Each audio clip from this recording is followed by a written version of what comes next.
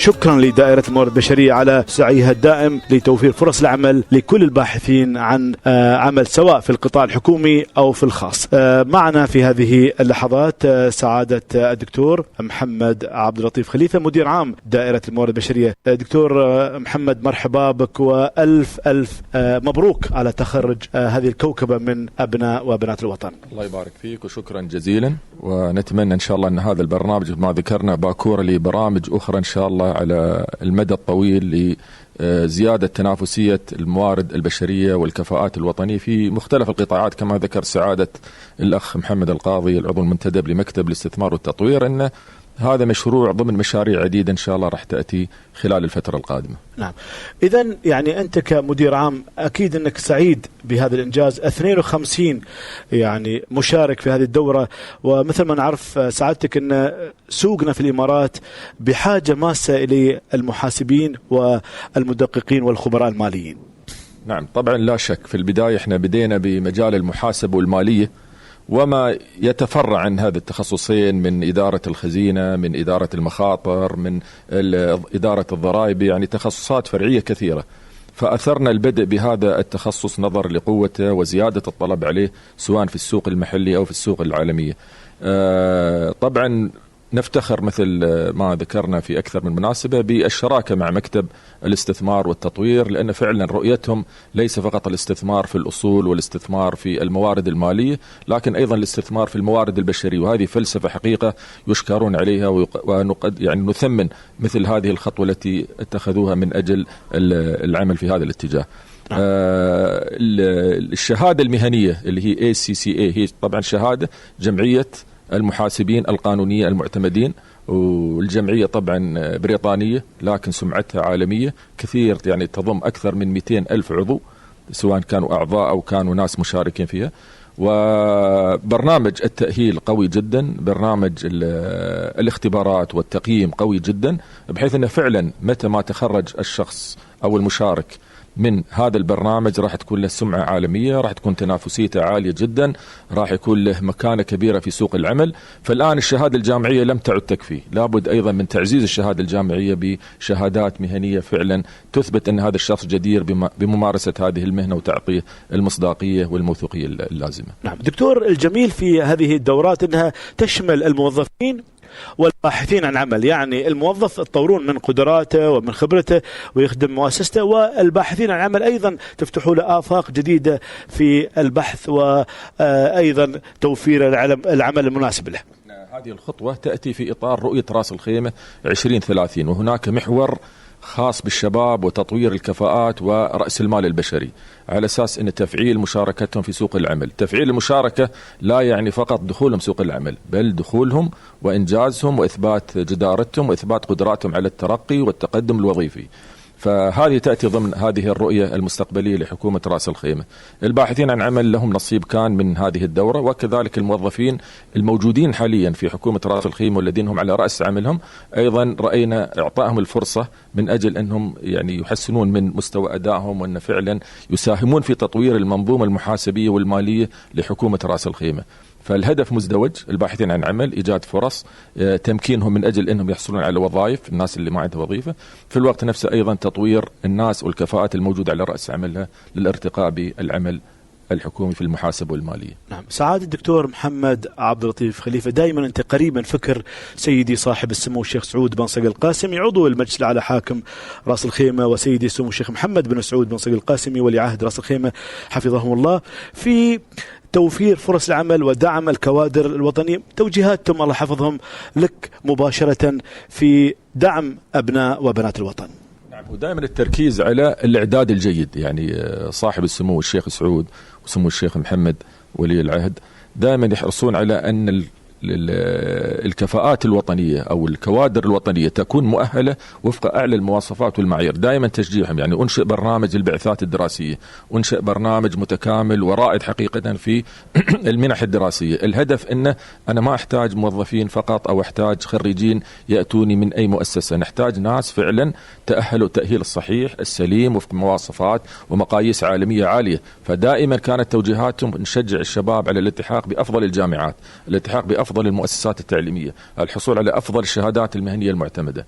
فالرؤية بعيدة المدى، ومثل ما ذكرنا نجاح المسيرة التنموية يعتمد على فعلا وجود أشخاص أكفاء مواطنين قادرين على الأخذ بها للأمام. نعم، كلمة توجهها لمكتب الاستثمار والتطوير بحكومة راس خيمة، الذراع الحقيقة الحكومي الجميل والمظلة الجميلة لخدمة الوطن. الشكر والتقدير لهم حقيقة منذ اليوم الأول لإطلاق هذا البرنامج. حتى نحن هذا البرنامج سميناه برنامج تطوير الكوادر الوطنية اعتماد. فمنذ اليوم الأول لمسنا التعاون ولمسنا التوجيه الجيد ولمسنا الرغبة الصادقة ويعني حتى الطموح والأمل أن هذا البرنامج راح يكون إن شاء الله برنامج رائد متميز على مستوى الدولة. راح تكون حكومة راس الخيمة الحكومة الرائدة. فكل الشكر لهم والتقدير على تعاونهم، على شراكتهم، على دعمهم من أجل إنجاح البرنامج. ذللوا كثير من الصعاب وذللوا كثير من العراقيل التي واجهت انطلاقة البرنامج في بداياته. برنامج جديد وشوية وكان مختلف، يعني الناس ما كانت مستوعبة كل أبعاده، ولكن بالله الحمد بالتعاون معهم تكللت الجهود بالنجاح. الله يعطيك الصحة والعافية، وأنا شاكر لك سعادة الدكتور محمد عبد اللطيف خليفة مدير عام دائرة الموارد البشرية براس الخيمة على حديثك الجميل اللي فيه الإيجابية وفيه التفاؤل وفيه نظرة مستقبلية بعيدة المدى.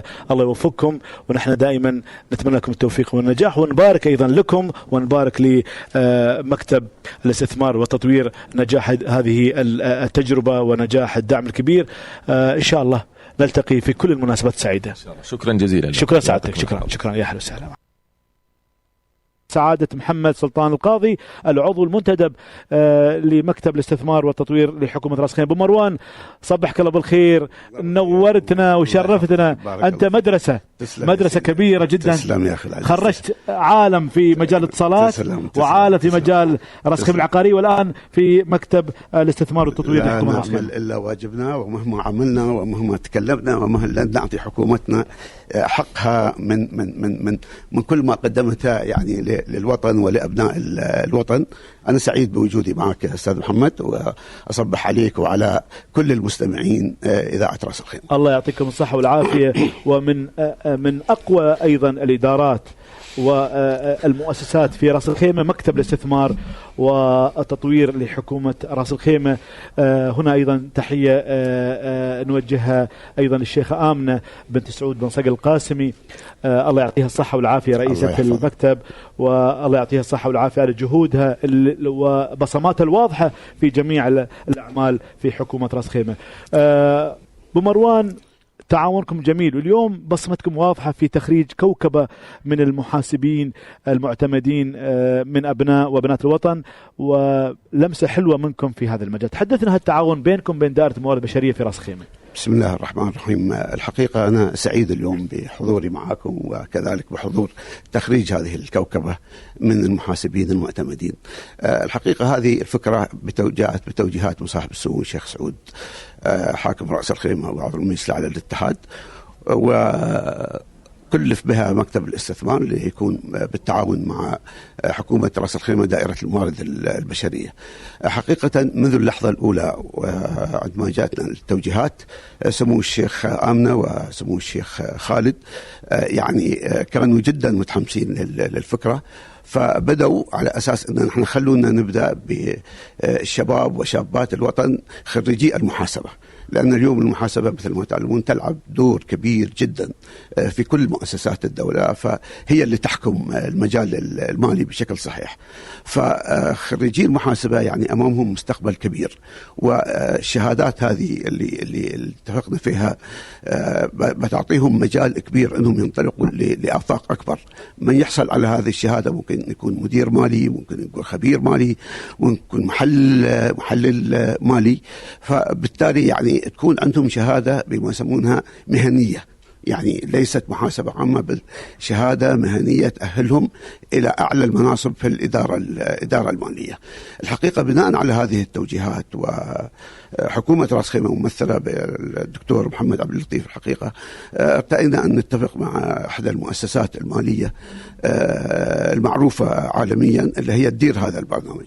فالحقيقة يعني الحمد لله اليوم نحن بنشهد تخريج أعتقد 10 بنات، هناك حوالي 30 إن شاء الله أيضا أيضا في الطريق، وهناك برامج أخرى يعني جاية، لأن أصحاب السمو بالذات الشيخ سعود والشيخة آمنة والشيخ خالد يحرصون على أن يحصل أبناء الوطن على شهادات تأهلهم ليس بمستوى العمل البسيط، ولكن بالمستوى المهني المتخصص اللي يوصلهم لأعلى الدرجات في السلم الوظيفي. نعم، إذن هذه الشهادة مطلوبة أبو مروان وعليها طلب، واللي بيحصل عليها بيحصل على الأولوية في التعيين. مش بس الأولوية في التعيين، كذلك ممكن يكون عندهم مجال يشتغلوا حتى في الشركات العالمية، ليس فقط في مؤسسات المالية المحلية، بل حتى في المؤسسات المالية العالمية، لأنها شهادة معترف فيها صادرة من جهة عالمية كذلك معترف فيها عالميا، وبالتالي ما في شك يعني هذا نجاح كبير وفخر كبير أيضا لبنات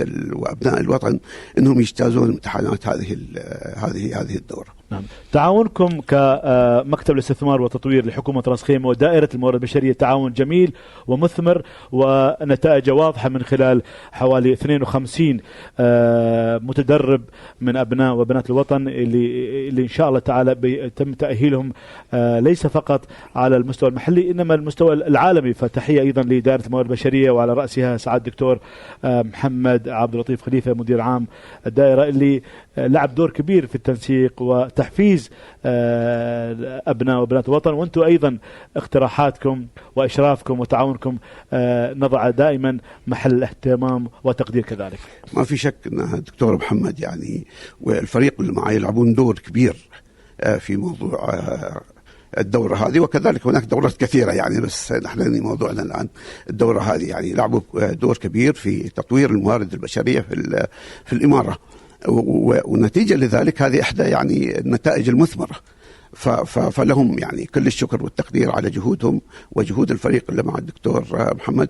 وإن شاء الله أعتقد أن هناك يعني دورات كثيرة جاية في المستقبل، وهناك قد يكون تعاون مع مؤسسات عالمية لإعطاء شهادات عالمية متخصصة يستطيع الخريج فيها أن يعني يتبوأ مناصب عليا، ليس فقط مثل ما ذكرت سابقا على المستوى المحلي أو الاتحادي، بل على المستوى العالمي إن شاء الله. كلمة توجهها إلى أخوانك المستمعين واخواتك المستمعات، تحثهم على انهم يعني يستفيدون من وقتهم في اخذ الدورات التأهيلية وايضا تطوير قدراتهم العلمية والعملية كذلك. حقيقة الاخ محمد العلم ما له نهاية اطلاقا، فيجب يعني من ابنائنا وبناتنا ان لا يكتفوا بالشهادة الجامعية الاولى، هناك الماجستير وهناك الدكتوراه، وهناك كذلك الآن يعني أصبح في تخصص في مجال المحاسبة، أصبح في تخصص يوصلك لما يسمى بشهادة CPA، وهذه يعني من أعلى الشهادات في مستوى المحاسبة.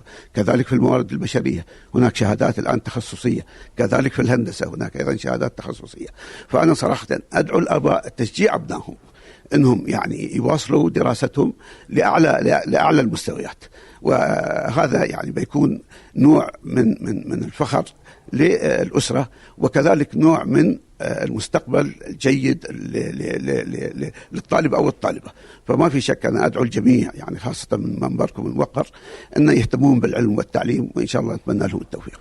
أنا شاكر لك سعادة محمد سلطان القاضي، العضو المنتدب لمكتب الاستثمار والتطوير لحكومة راس خيمة، وألف ألف مبروك. شكرا. هذا الإنجاز وهذا التميز، وباسم كل الخريجين وباسم أهاليهم نشكركم جزيل الشكر. شكرا جزيلا. شكرا سعادتك. مشاهدينا الكرام، السلام عليكم ورحمة الله وبركاته، وأسعد الله صباحكم هذا بكل خير. نحييكم بأجمل تحية في هذا النقل المباشر لقمة راس الخيمة للطاقة، هذه القمة التي ستنطلق في اللحظات القادمة برعاية وحضور وتشريف سيدي صاحب السمو الشيخ سعود بن صقر القاسمي عضو المجلس الأعلى حاكم راس الخيمة حفظه الله، وبحضور عدد كبير من المسؤولين ومن كبار أيضا المسؤولين في مجال الطاقة. شكرا لدائرة بلدية راس الخيمة على تنظيم هذه القمة وهذا الحدث العالمي اللي تشهده راس الخيمة، وشكرا لكل الجهات اللي أيضا ترعى وتشارك وتدعم قمة راس الخيمة للطاقة.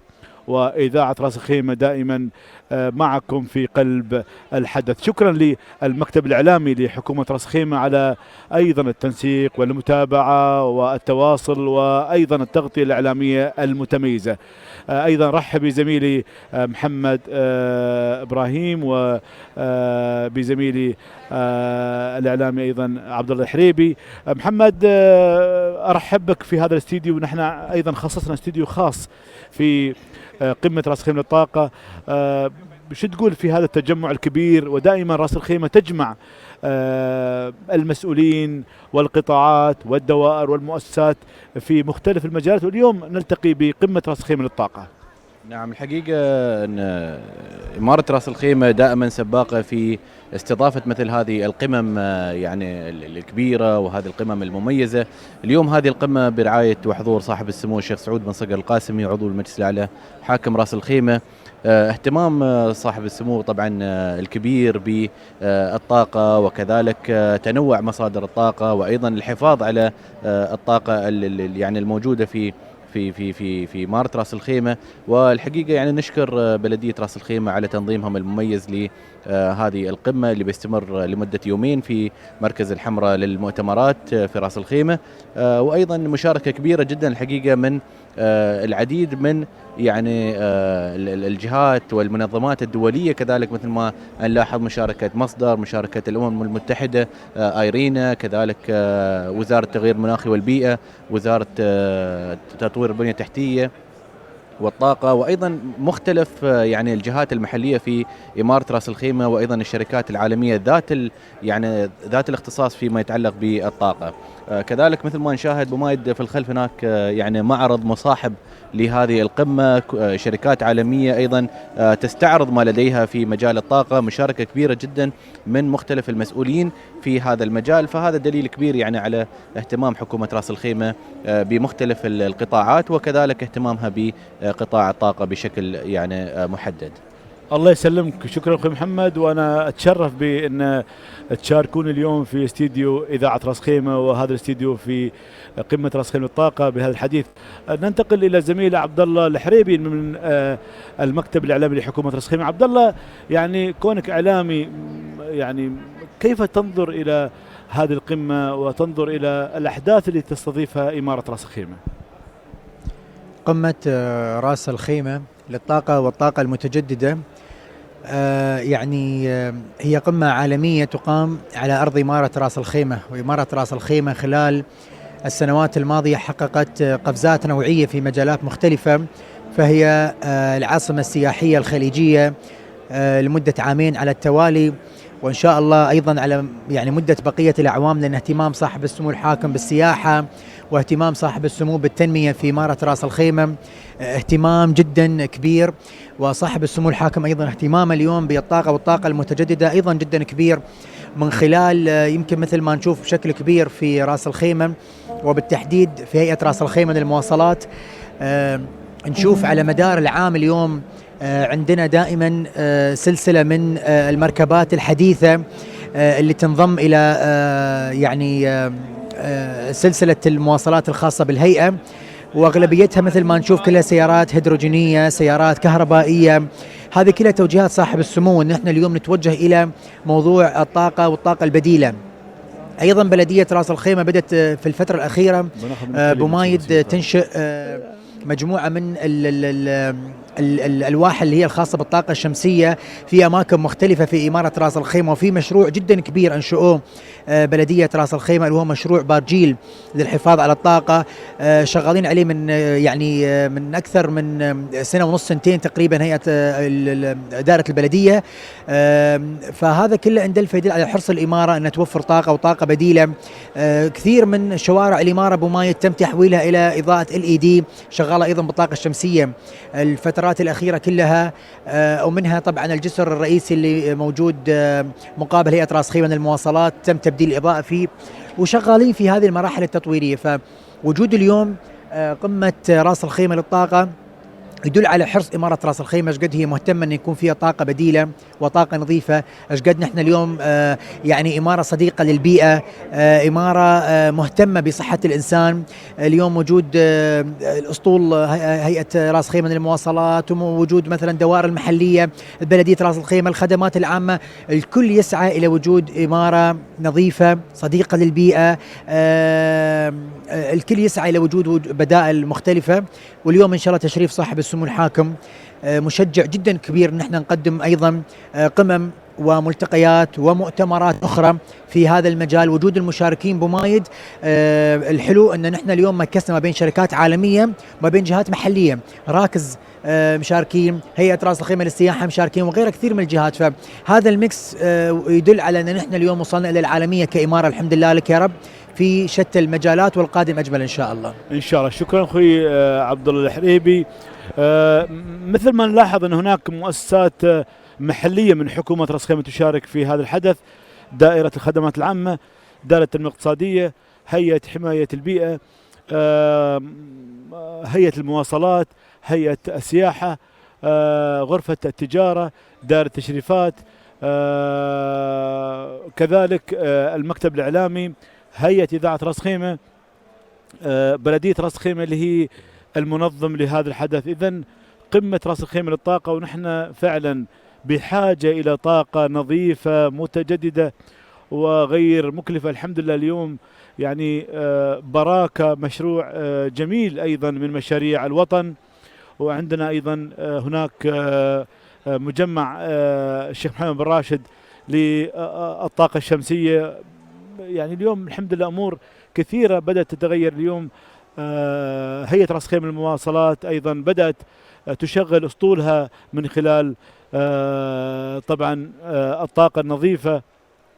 الحمد لله الأمور اليوم تسير على خطى ثابتة نحو طاقة نظيفة مستدامة، وأصبحت راس الخيمة مكان جميل لأيضا انطلاق الأحداث، المؤتمرات العالمية، سواء كانت المحلية أم العربية أو الخليجية أو حتى العالمية كذلك. بدأوا أيضا الناس يتوافدون حقيقة، وأرى الصالة والقاعة الرئيسية تكتظ بالحضور من مختلف الجهات والمؤسسات. سيدي صاحب السمو الشيخ سعود بن صقر القاسمي عضو المجلس الأعلى حاكم راس الخيمة حفظه الله، اللي بيشرفنا خلال اللحظات القادمة، وهناك كلمة لسموه بهذه المناسبة بيوجهها أيضا للحضور وللمتابعين. نحن كإذاعة راس خيمة يشرفنا أن نشارك بالتغطية الإعلامية والنقل المباشر لهذا الحدث. إذن نحن معكم على الهواء مباشرة من استديو خاص أيضا لإذاعة راس خيمة والبث المباشر من قمة راس الخيمة للطاقة. إذن متابعين الكرام، نتواصل معكم في قمة راس الخيمة للطاقة. هذه القمة الحقيقة المنقولة حاليا على الهواء مباشرة عبر أثير إذاعة راس الخيمة في مركز الحمراء للمؤتمرات والمعارض، ونتجول حقيقة للتعرف على مختلف يعني المعارض ومختلف كذلك الجهات المشاركة في هذه الانطلاقة المميزة لهذه القمة، قمة راس الخيمة للطاقة. هذه القمة تستمر لمدة يومين، اليوم تاريخ 4 وغدا إن شاء الله تاريخ 5 أكتوبر. وطبعا نشاهد في هذه اللحظات من خلال تجولنا في المعرض المصاحب للقمة هناك المشاركة المميزة واللافتة لوزارة الطاقة والبنية التحتية من خلال يعني القسم المشاركين فيه. وأيضا في الجانب الآخر هناك مشاركة أيضا لبلدية راس الخيمة لطبعا استعراض ما لديهم في مجالات الطاقة ومختلف أيضا المجالات الأخرى. كذلك مجموعة كبيرة من الشركات الخاصة أيضا كما نشاهد. وأيضا هنا هيئة السياحة براس الخيمة، وكذلك هيئة راس الخيمة للمواصلات مثل ما نشاهد في هذه اللحظات بمشاركتهم المميزة بمجموعة من السيارات الأجرة التي تعمل بالطاقة النظيفة والطاقة المتجددة. الحقيقة خلال الفترة الماضية كانت هناك مشاركة لافتة من هيئة رأس الخيمة للمواصلات فيما يتعلق بالحفاظ على البيئة من خلال يعني تحديث الأسطول الخاص فيهم من خلال سيارات الأجرة، وكذلك يعني الدراجات الهوائية والسكوترات اللي شاهدناها على كورنيش القواسم وكذلك كورنيش معريض وعدد كبير من المناطق السياحية في إمارة رأس الخيمة.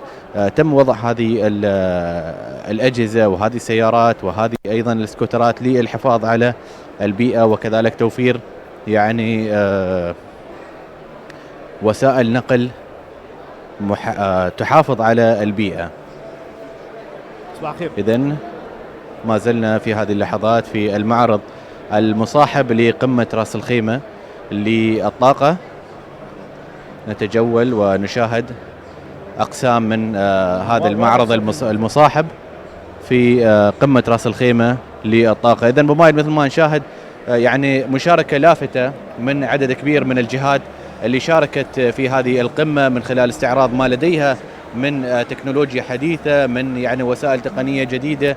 وزارة الطاقة والبنية التحتية أيضا مشاركة، بلدية رأس الخيمة، هيئة رأس الخيمة للمواصلات من خلال استعراض أسطولها يعني من سيارات الأجرة وكذلك السكوترات والدراجات الهوائية اللي تم نشرها خلال الفترة الماضية في المناطق السياحية في إمارة رأس الخيمة. محمد، أنا لفت انتباهي للألواح الشمسية هذه للطاقة، يعني هذه ممكن تلبسها على بيتك، على جراج سيارتك، على يعني سطح بيتك، وتنتج منها الطاقة الكهربائية اللي أيضا تساعدك في الطاقة، وكذلك تقلل عليك الفواتير الكهرباء اللي أيضا تكون بعض الأحيان عالية ومرتفعة. صحيح، هذه موفرة للطاقة، وأيضا يعني دولة الإمارات فيها يعني الشمس على مدار العام، فجميل أن الواحد يستفيد منها من خلال وضعها على سطح البيت، أو كذلك يعني تشغيل الإنارة وتشغيل يعني عدة أجهزة من خلال يعني الطاقة الشمسية.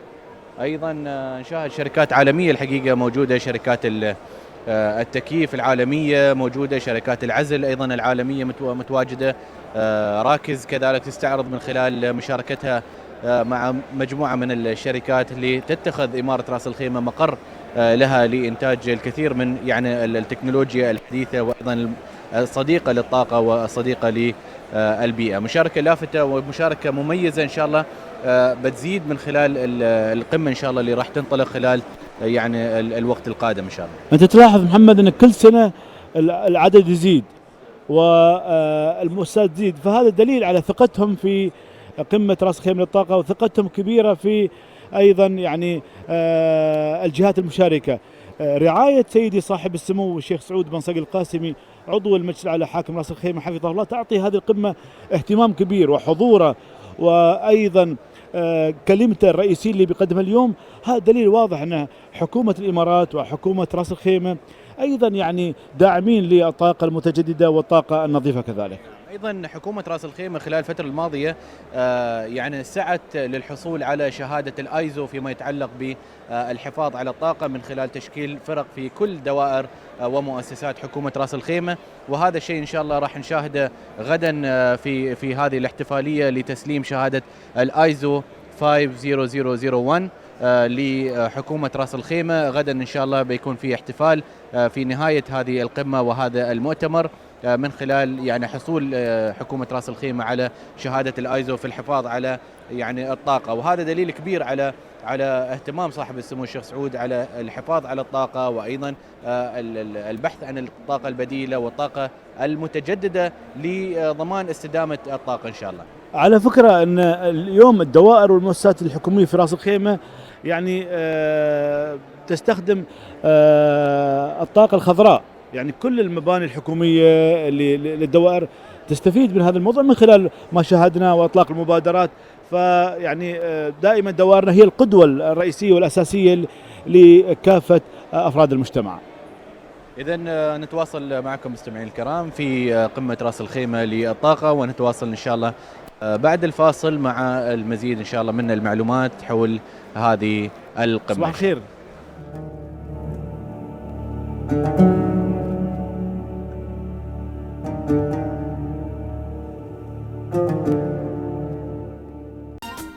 حياكم الله متابعينا الكرام مرة أخرى من هنا من قمة رأس الخيمة للطاقة، وأيضا أرى المسؤولين وهم يتوافدون إلى الصالة والقاعة الرئيسية لانطلاقة هذه القمة اللي بتنطلق بعد لحظات بحضور وتشريف سيدي صاحب السمو الشيخ سعود بن صقر القاسمي عضو المجلس الأعلى حاكم رأس الخيمة حفظه الله. شكرا لدائرة التشريفات والضيافة، شكرا لسعادة راشد بن سويدان الخاطري مدير عام دائرة التشريفات والضيافة على الترتيبات والتنسيق المميز اللي نشوفه الآن على أرض الواقع. وصل في هذه اللحظات سعادة المهندس محمد صالح مدير عام شركة الاتحاد للكهرباء والماء، وأرى أيضا هناك مسؤولين من مختلف إمارات الدولة. أرى أيضا هناك الشيخ صقر بن خالد بن حميد القاسمي رئيس مؤسسة رأس الخيمة للقرآن الكريم. أرى أيضا هناك سعادة منذر محمد بن شكر الزعابي مدير عام بلدية رأس الخيمة وهو يرحب بالضيوف الأعزاء. أرى أيضا هناك مدراء الدوائر ورؤساء الدوائر الاتحادية والمحلية في رأس الخيمة. سعادة محمد علي مصبح النعيمي رئيس غرفة التجارة، كذلك سعادة الدكتور محمد عبد الله المحرزي مدير عام دائرة الجمارك، سعادة العميد محمد عبد الله الزعابي مدير إدارة الدفاع المدني في رأس الخيمة. كذلك هناك سمو الشيخ محمد بن كايد القاسمي رئيس دائرة التنمية الاقتصادية في رأس الخيمة. سعادة إسماعيل البلوشي مدير عام هيئة المواصلات في رأس الخيمة. عدد كبير من مدراء المؤسسات الاتحادية والمحلية وجمع غفير الحقيقة من المهتمين أيضا في مجال الطاقة النظيفة. إذن قمة رأس الخيمة للطاقة قمة جميلة وحدث جميل ينتظره الكثير من المهتمين، ورأس الخيمة دائما تجمع هذه الأحداث وهذه الأنشطة وهذه الفعاليات على الخير والود. الشكر نهدي لمكتب رأس الخيمة الإعلامي ولسعادة هبة فطاني مدير عام المكتب الإعلامي لحكومة رأس الخيمة على جهودهم وتنسيقهم الإعلامي المشترك للتغطية الإعلامية المميزة. على هامش هذه القمة هناك أيضا معرض مصاحب ومرافق لهذه القمة. هذا المعرض اللي تعرض فيه الشركات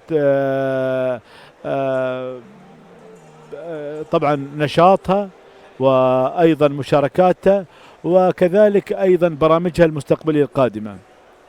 هذه القمة إنما جسر الود وجسر التواصل وجسر التعاون، ومن هنا ستنطلق الكثير من الشراكات والكثير من طبعا الاتفاقيات والكثير من الاجتماعات يعني اللي بتعود بالفائدة والنفع إن شاء الله تعالى للجميع.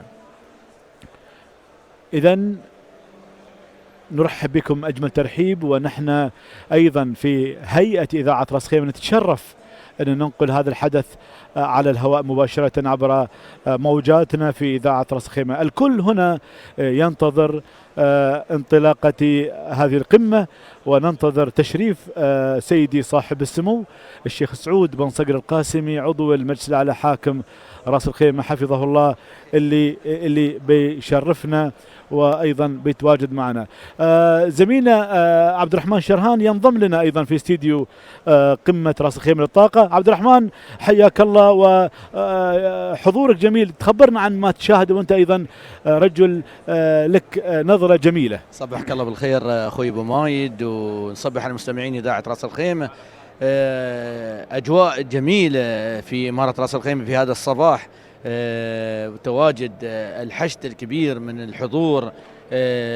هذا دل على التميز في إمارة رأس الخيمة، وكذلك حضور نخبة كبيرة من سفراء ومسؤولين ومدراء الدوائر العامة في إمارة رأس الخيمة وخارج الإمارة كذلك، اللي يتواجدون هنا في هذا الملتقى الجميل لهذا اليوم زميلي أبو مايد.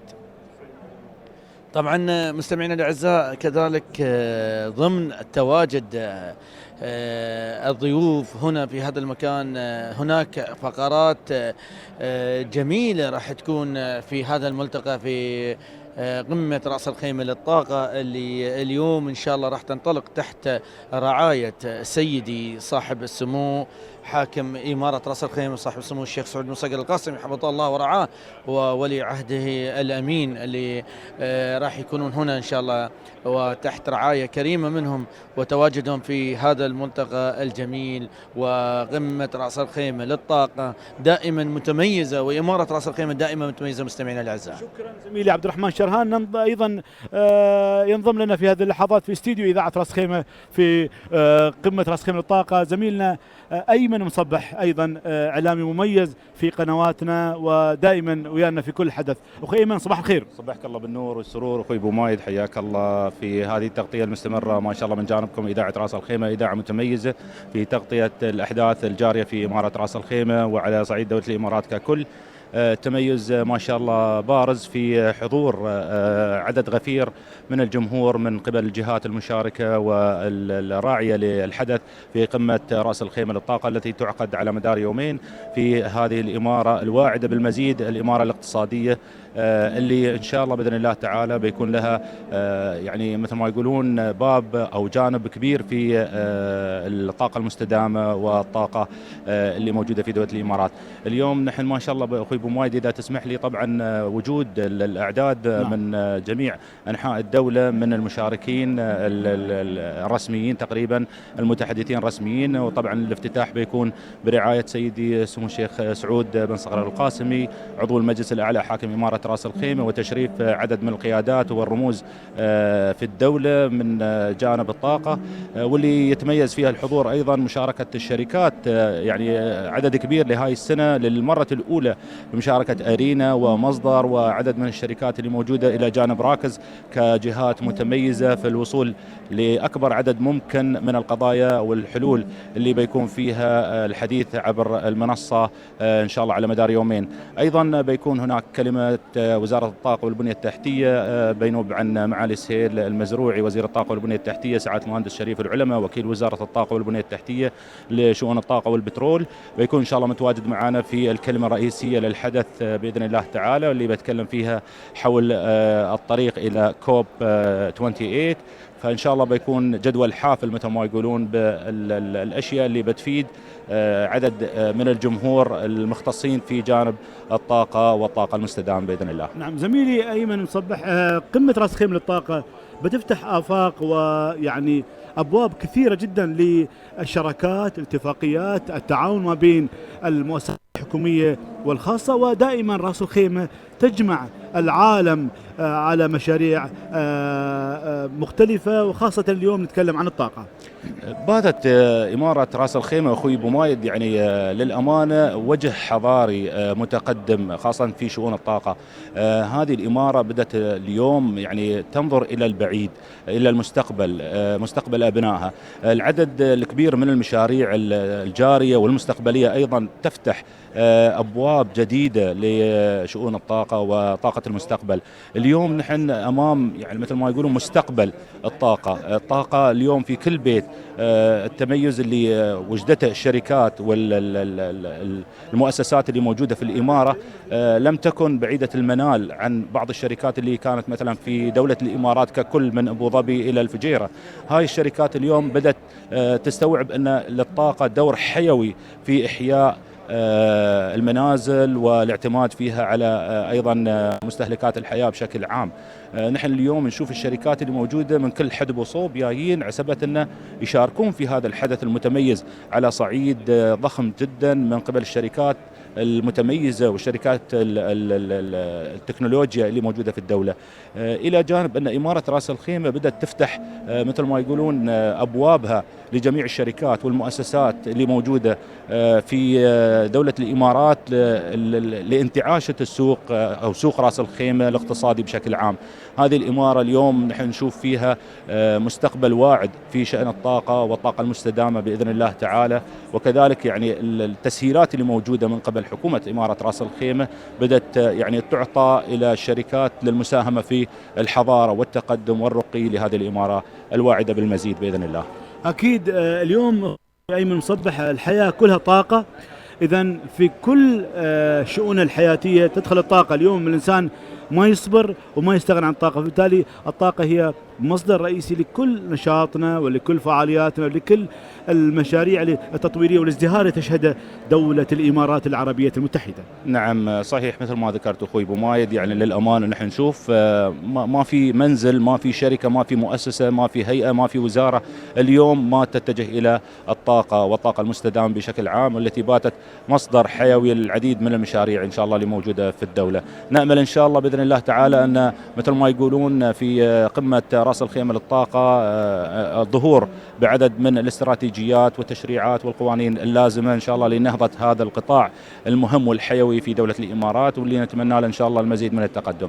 زميلي الإعلامي أيمن مصبح، شكرا جزيلا على حضورك، واليوم نتشرف بوجودك معنا في استديوهات إذاعة رأس الخيمة في قمة رأس الخيمة للطاقة. شكرا جزيلا. هذا الشرف لي أني أكون معاك أخوي أبو مايد، إعلامي متميز في هذه القمة، وإن شاء الله نتمنى المزيد من التقدم والرخاء إن شاء الله لإذاعتكم الموقرة ولقمة رأس الخيمة للطاقة. شكرا أخوي أيمن، شكرا لك. يا هلا وسهلا. أحول الميكروفون أيضا لزميلي الإعلامي محمد إبراهيم محمد، لحظة تفصلنا عن انطلاق هذه القمة، قمة رأس الخيمة للطاقة، وتشريف سيدي صاحب السمو الشيخ سعود بن صقر القاسمي عضو المجلس الأعلى حاكم رأس الخيمة حفظه الله، اللي إن شاء الله الكل ينتظره لتنطلق هذه القمة في رأس الخيمة وقمة الطاقة.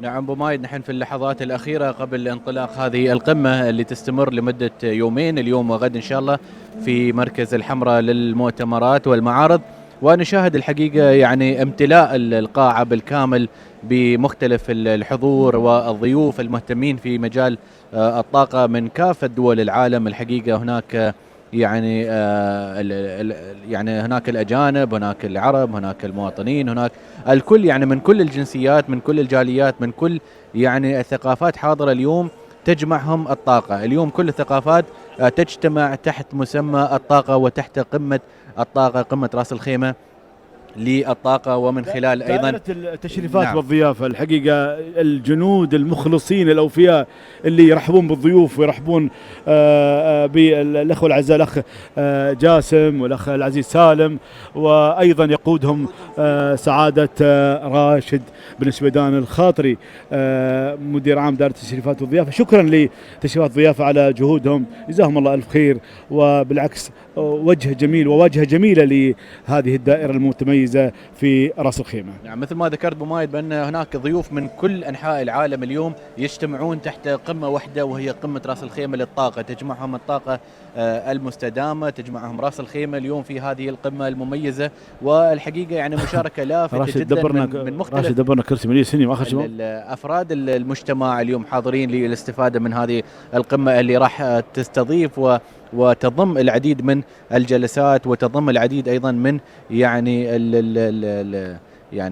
الجلسات اللي فيها الفائدة وفيها أيضا الاستفادة فيما يتعلق بمجال الطاقة. اليوم الدوائر كلها حاضرة، اليوم أيضا الشركات كلها حاضرة، اليوم العارضين حاضرين، اليوم يعني كل يعني الجهات المختصة بالطاقة حاضرة، سواء كانت دولية، سواء كانت محلية، سواء كانت خاصة، كلهم يجتمعون اليوم في قمة رأس الخيمة للطاقة اللي راح تنطلق إن شاء الله خلال اللحظات القادمة. أيضا محمد، على دول يعني على مستوى دول مجلس التعاون الخليجي، هناك الأمين العام الحقيقة للطاقة بدول مجلس التعاون الخليجي موجود ومشرفنا أيضا في هذا المكان، يعني أسماء كثيرة جدا، أسماء لامعة في مجال الطاقة، أصحاب القرارات والقيادات الخاصة بالطاقة موجودة، يعني إن شاء الله لما يكون تكون هذه القمة مدعومة من أيرينا، وكذلك يعني الأمم المتحدة ومصدر، فهذا طبعا يعطي اهتمام كبير جدا بهذه القمة، وأيضا نتأكد بأن هذه القمة قمة مهمة جدا، وأيضا يعني تحظى باهتمام دولي من كافة الجهات المختصة في مجال الطاقة عالميا. كذلك كمصدر يعني أحد الشركات المميزة في دولة الإمارات فيما يتعلق بمجال الطاقة واستدامة الطاقة وأيضا الحفاظ على الطاقة. وكذلك يعني شركات كبيرة اليوم لما نتكلم عن سيمنز، لما نتكلم عن هاني ويل، نتكلم عن هذه شركات عالمية كلها معروفة ولها باع كبير جدا في مجال الطاقة. إذا نجحت رأس الخيمة في هذا أيضا. و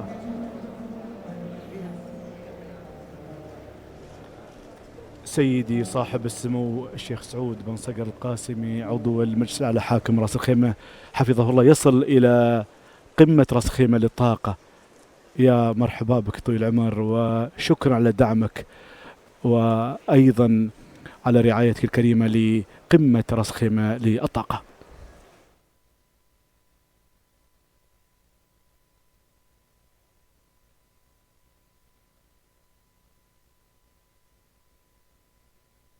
في هذه اللحظات يصل سيدي صاحب السمو الشيخ سعود بن صقر القاسمي عضو المجلس الأعلى حاكم رأس الخيمة حفظه الله إلى قمة رأس الخيمة للطاقة. وأرى أيضا الضيوف الأعزاء والمشاركين وهم يتقدمون لتحية سموه والسلام عليه أيضا، وتقديم الشكر والتقدير له على هذه القمة وهذا الاهتمام الكبير. مرحبا بحضوره ومرحبا بتشريفه سيدي صاحب السمو الشيخ سعود بن صقر القاسمي عضو المجلس الأعلى حاكم رأس الخيمة حفظه الله. إذن ستنطلق فعاليات هذه القمة، قمة رأس خيمة الطاقة، خلال اللحظات القادمة بتشريف سيدي صاحب السمو الشيخ سعود بن صقر القاسمي عضو المجلس الأعلى حاكم رأس الخيمة حفظه الله، وهو سعيد أيضا بحضور الضيوف الأعزاء وحضور أيضا المختصين في مجال الطاقة. لحظات وسننضم إلى برنامج قمة رأس خيمة الطاقة والمتحدثين. Your Highness Sheikh Saud bin Sagar Al-Ghassemi, UAE Supreme Council Member and ruler of Ras Al Khaimah, Excellencies, distinguished guests, thank you all so much for joining us today at the inaugural RAC Energy Summit. My name is Mahyar Ibrahimi. I'm the Portfolio Director at Advanced Conferences and Meetings, one of the leading event organizations in the region, and it is my honor to be chairing this first session of the RAC Energy Summit. We are delighted to have this phenomenal gathering of leaders, visionaries, experts from across the governmental and private sectors, authorities, energy agencies, technology companies, consultants, developers, project owners, research institutions, all gathered to discuss the strategies and implementation models for reaching the region's ambitious sustainability goals. I would especially like to thank His Highness for his support and patronage of this great event and for making this initiative a reality. I would also like to thank the excellencies and distinguished guests in attendance, as well as everyone else who is with us here today for helping us make this event a reality. I would also like to thank our governmental partners and sponsors for showcasing within the exhibition and for their continued support of this event over the past few years. Hosted by Ras Al Khaimah Municipality, the inaugural RAC Energy Summit is focused on the theme of creating and contributing to the energy efficiency and renewable energy goals of the future, and to provide a platform for all the relevant stakeholders to discuss the best practices and implementation models, and to create action plans for creating smarter, more sustainable cities, communities, countries. Many of you have gathered here from far, from other emirates, from other cities, from other countries, from other continents. So we do appreciate all of you for being here today. Now, we do have a phenomenal lineup of speakers for today, but first I would ask everyone to kindly stand up for the UAE National Anthem.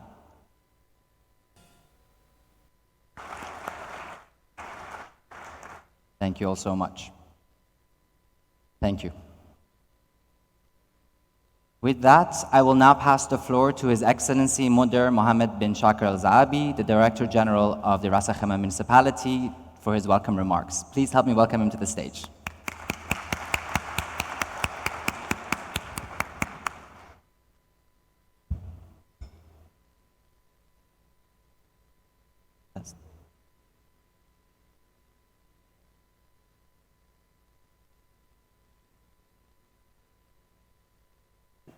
السلام عليكم ورحمة الله وبركاته.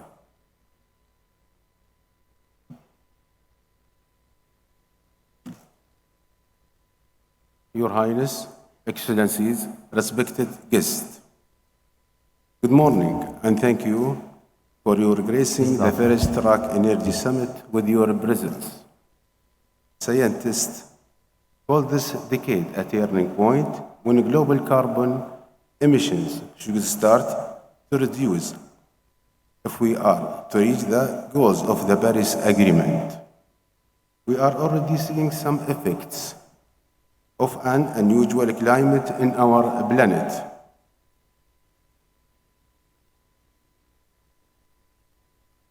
In the last few years, we have witnessed an increase in storms, wildfires, droughts, and other natural calamities around the world. Climate change is expected to get worse unless urgent action is taken within the next few years. Following the Paris Agreement, UAE took important steps, especially in sustainable energy.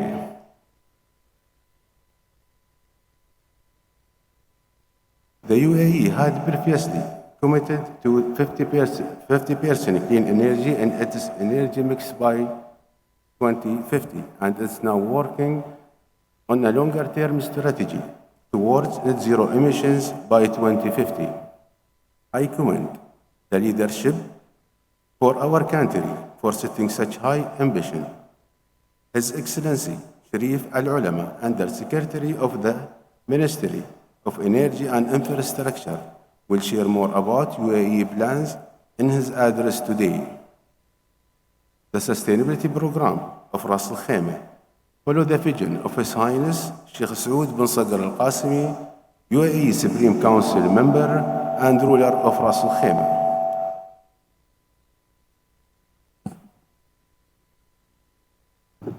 Under his leadership, our sustainability journey leads to a Ras Al Khaimah that is more attractive as a global destination for talent and investment. We envision a Ras Al Khaimah where suppliers of efficient products and services found consumers looking to benefit from energy efficiency, where our youth is developing and executing innovative solutions, and where society is aware of its responsibilities towards sustainability.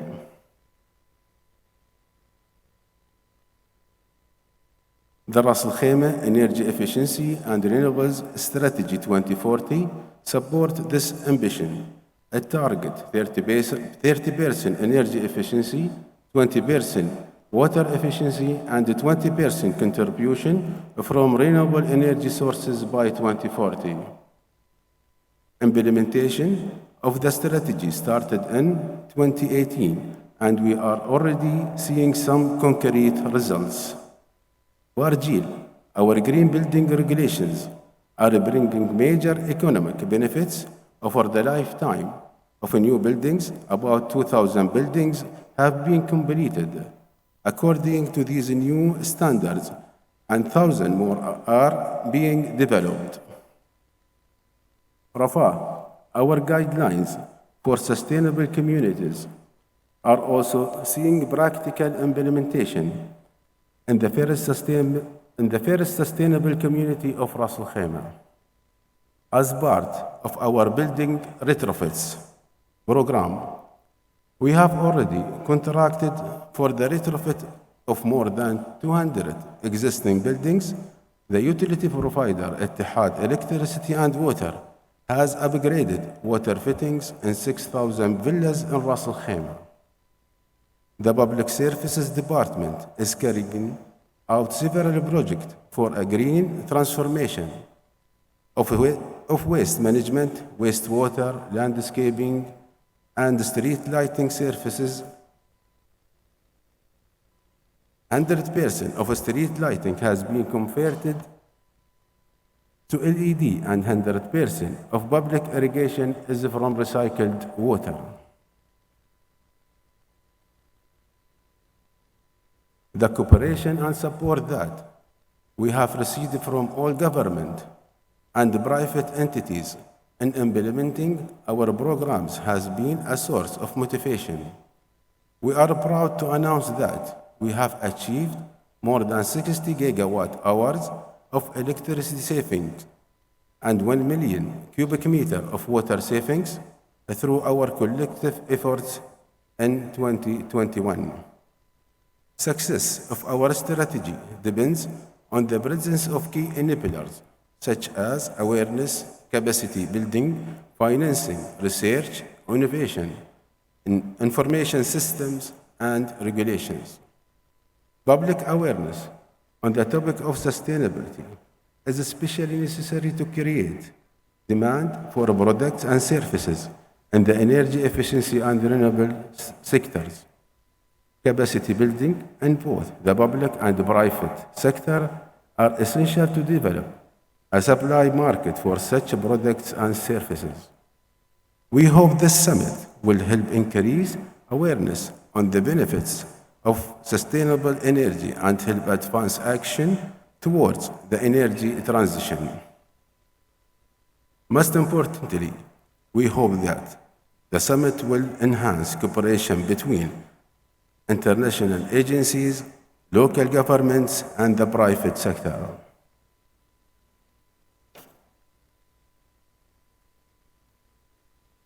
The summit and its exhibition are the result of a strong collaboration between our team and many other local and international government agencies and sponsors. On behalf of Ras Al Khaimah municipality, I extend my sincere gratitude to them. We look forward to hosting thoughtful presentation and discussions that will light our path toward a better emirate, a better country, and a better world. As I mentioned at the beginning of my speech, our journey towards sustainability being with the vision and foresight of His Highness Sheikh Saud bin Sagar al-Qasimi, the ruler of Ras Al Khaimah. The continued guidance provided by His Highness and the entire government leadership has been important for our success so far. There is no better way to begin this summit than with a few words from His Highness. For this reason, it is my privilege to welcome to the stage His Highness Sheikh Saud bin Sagar al-Qasimi, UAE Supreme Council member and ruler of Ras Al Khaimah, to deliver the opening address. Thank you.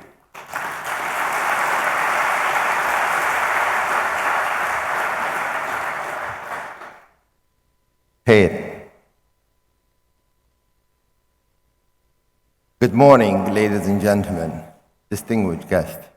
It's a great honor, great pleasure for us to hold you in the Emirates in Ras Al Khaimah. Energy is a very important milestone for mankind development. Since the invention of fire, wind power, and you see the milestones of discoveries of new energy has witnessed the change in the civilization of mankind. Think about it, our own ancestor, without wind power, they wouldn't be able to sail to the east of Africa. They wouldn't have gone to India, go to Basra. That was enabled by that harnessing the wind energy. And today, of course, as we assemble here, we're in a critical pivot. Mankind has become very much connected. A global village, a global city. That all of us are impacted by what other nation does, by their carbon footprint, by methane footprint. Whatever they do, we're impacted. But yet, we're in unprecedented time in our ability to fly today to Spain, to Germany, to Buenos Aires, to Los Angeles, to Japan. That made us as a family. So this energy revolution has ushered us in the way the world we live today.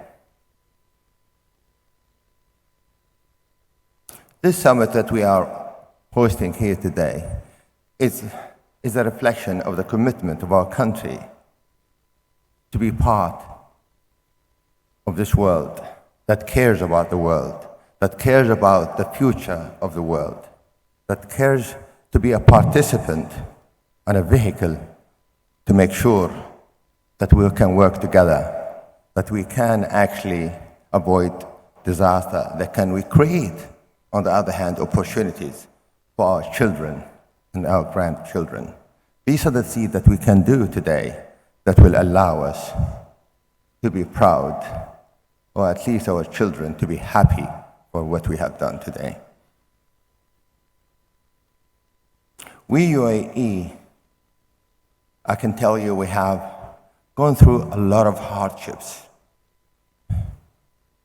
In the 40s, very distant from the Second World War atrocities, but yet our people were very much affected.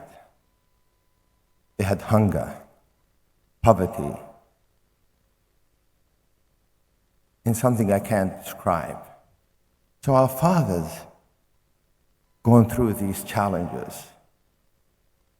And yet, even with the onset of oil discovery to the different parts of the Gulf, UAE was a latecomer. Yet that did not actually dissuade us to catch up. On the contrary, it gave us all the reason, all the passion to make sure that that bad situation that we went through, we don't want to go back. We knew the meaning of what is meaning to be poor. We knew the meaning that you don't have care for your loved ones, for hospital. We knew the meaning of you don't afford to send your own kids to school. So that's very important for us today, to embrace the values that allows us to prosper, the values that allows us to be an oasis, not only for us, for all the people who have chosen the Emirates their home. We believe in partnership. We believe that we are, in leadership, you are blessed and challenged at the same time. Blessed that you can make a difference to the things that matter to others. And challenged that you find solutions to the problems that you face every day. So you make it a better place for the people who live here. And hopefully a place of hope for those somewhere else don't have a hope. They can have a start again and become a beacon of success, a beacon of hope. UAE does realize the value of having, as a modern nation, we're blessed with wisdom of our leadership. Our founding father, with the leadership of the late Sheikh Zayed, they knew what's the meaning of leadership. The first step to take care of the human being, to take care of his ecosystem in his house, in his village, in his town, in his education, in his health care. They didn't need a university to teach them that. their human values and the suffering of the people taught them the responsibility of leadership.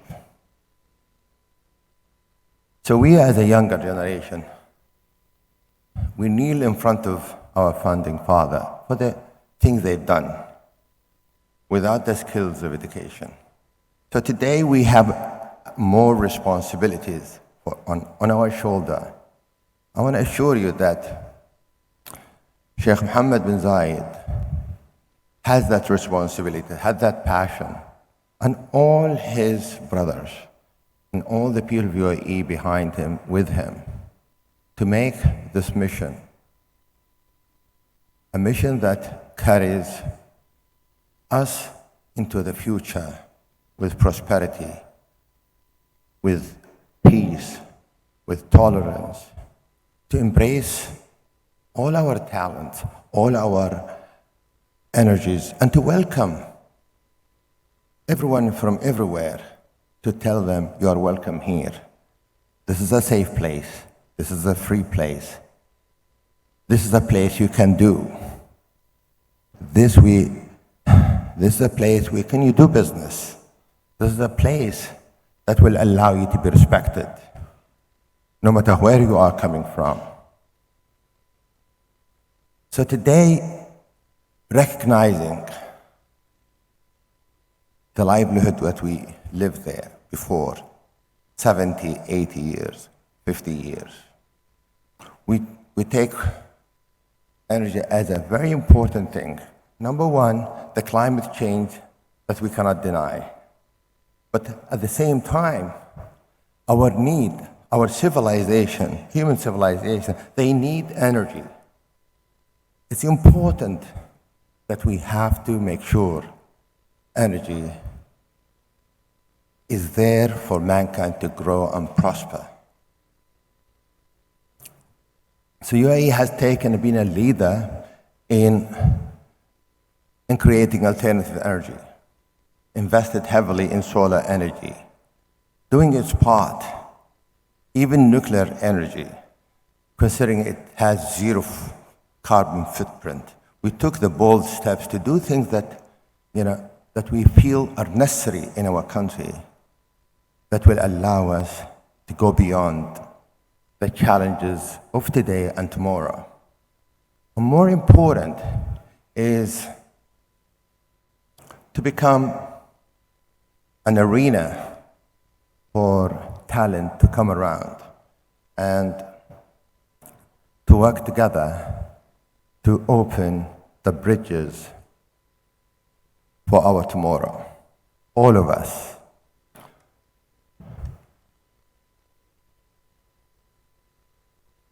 I was once with Sheikh Zayed, and he said in his very beginning, and he was questioned why you are spending money on landscaping, agriculture. And he said very simply, this is my home. If I can't put a value on my home.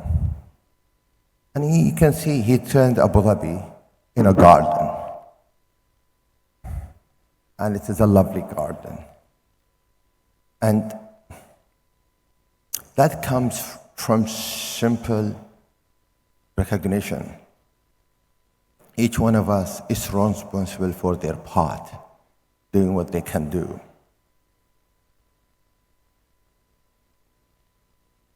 Today, UAE, of course, next year, I think, or this year, is hosting the COP, which it signs is a signature of a commitment of UAE to be a participant, along other countries, that we can work together how to basically race with a problem that we always will face, to find solutions, to find remedies, and hopefully together we'll have a better future. So I want to welcome you here in Ras Al Khaimah today to enjoy this lovely discussion. I want to call it a commitment of all of us here is that we can work together, we can find solution, and we can work separately. We will not, in a way, succeed. This conference about being together, finding solutions, and working for a better future. Thank you. God bless you.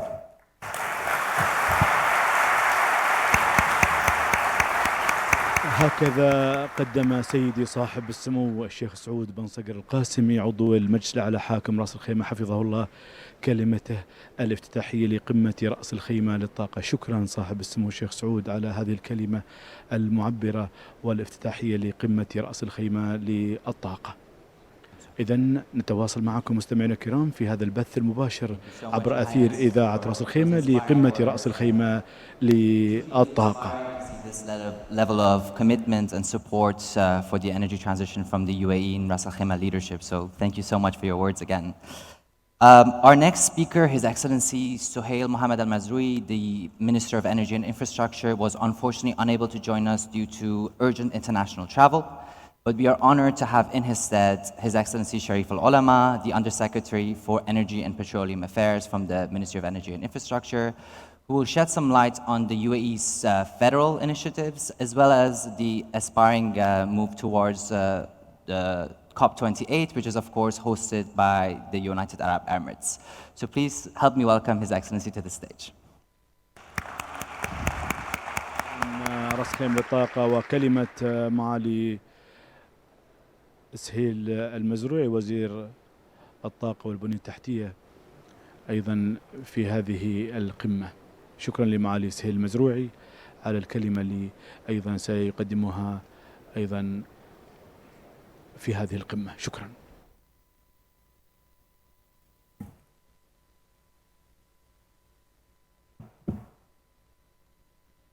لما يقدم الكلمة نيابة عن معالي سهيل المزروعي. السلام عليكم. Your Highness, Sheikh Saud bin Saqr Al-Qasmi, member of the UAE Supreme Council, ruler of Ras Al Khaimah. Your Excellencies, ladies and gentlemen, it gives me great pleasure to participate in this energy summit. I am sure moving forward, it is going to be a key event for gathering decision makers, policy setters, and technology providers to address global energy-related challenges and topics. Ladies and gentlemen, we meet at a critical moment in the global energy transition, full of opportunities, but also pressing challenges, as we strive to balance the growing complexities of the energy trilemma.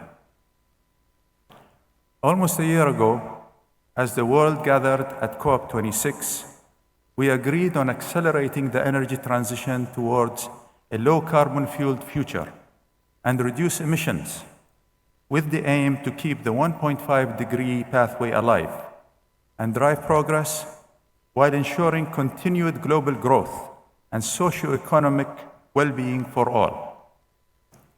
However, today, as we prepare to meet in Sharm el-Sheikh for COP27, our outlook looks very different. The unprecedented fluctuations and rapidly changing energy landscape over the past 3 years have shown us that we must ensure that we transition into a future that meets growing energy demands, a future that offers affordable, reliable, accessible, and sustainable energy systems to all, fueled by low-carbon energy sources. If we do not see these priorities as interconnected and mutually important, we in fact hinder our efforts to achieve a just energy transition and accordingly our pledge to net zero. Here in the UAE, we pride ourselves with the efforts and the world-class goals that the UAE has achieved over the past several decades when it comes to protecting the environment. We have been taking a pragmatic approach when it comes to the transition, in which we aspire to hold back emissions but not development.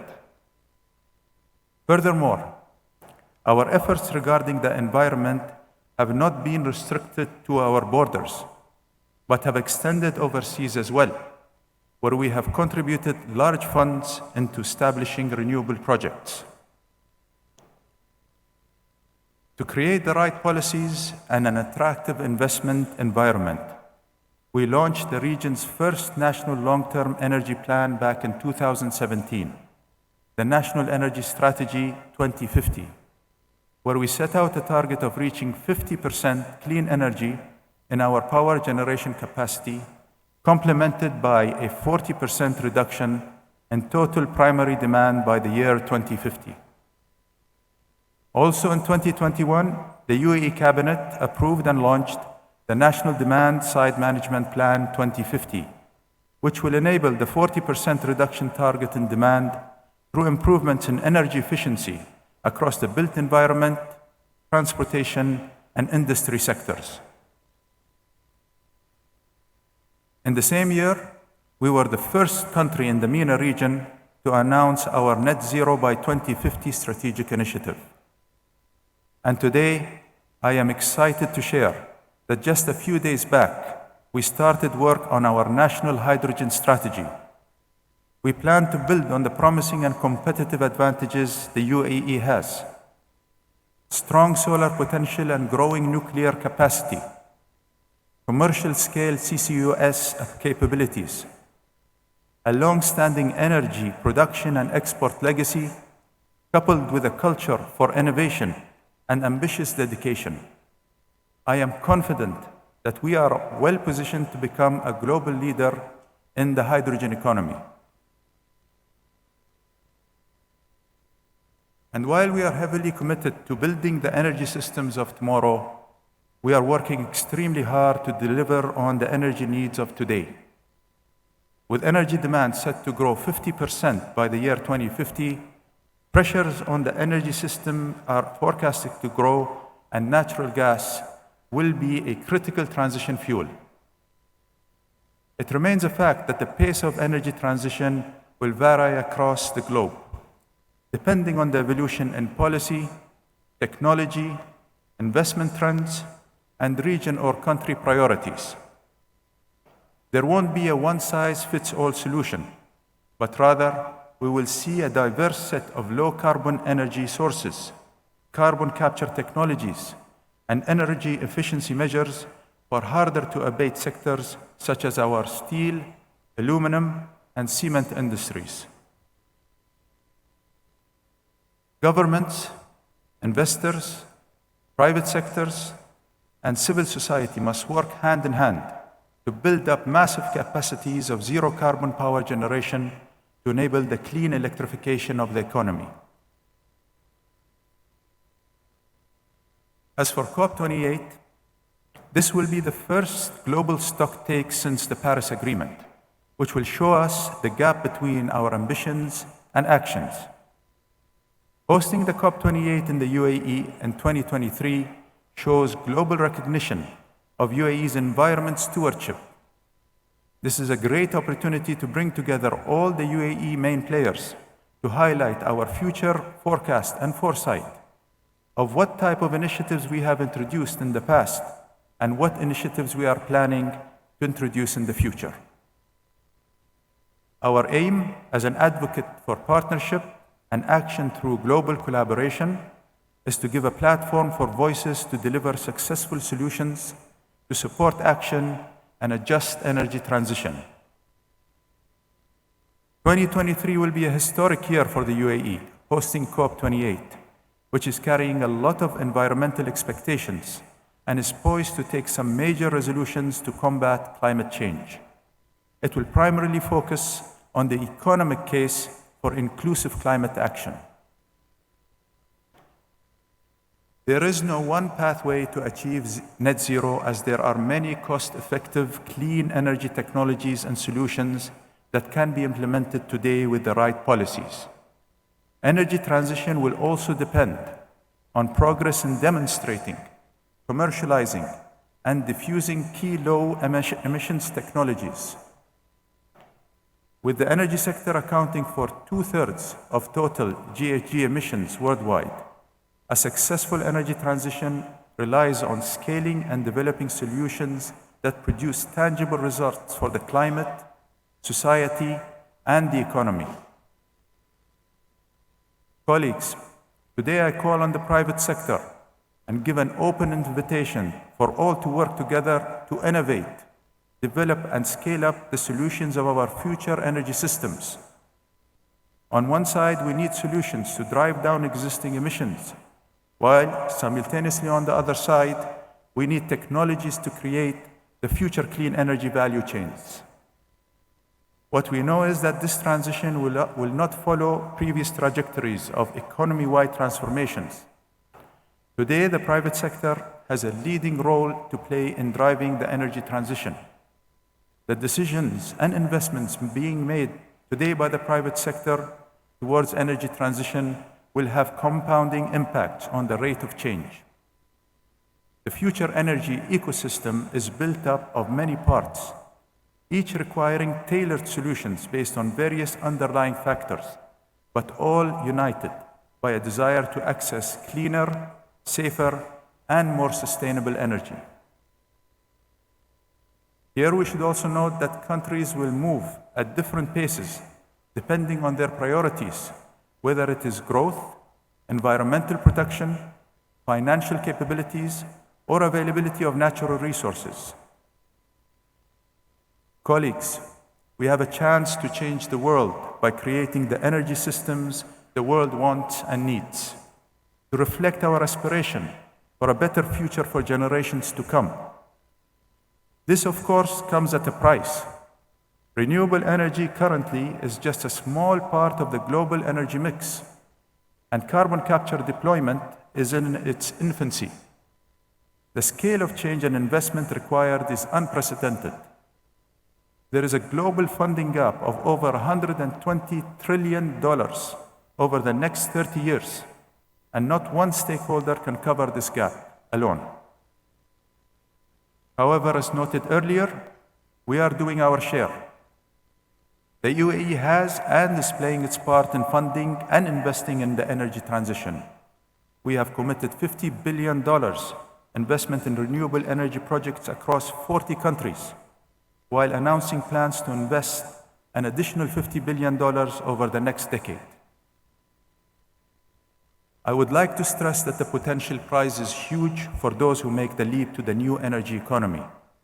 Beyond achieving decarbonization targets, the zero energy system has the potential to promote equity and inclusion, create secure value chains, green industries, and fulfill our aspirations of a better future. Ladies and gentlemen, let us work towards that future together, starting here at the Ras Al Khaimah Energy Summit. I would like to again thank His Highness Sheikh Saud bin Sagar Al Qasmi, Your Excellencies, Ras Al Khaimah Municipality, and the organizers for hosting this important and timely summit. Thank you.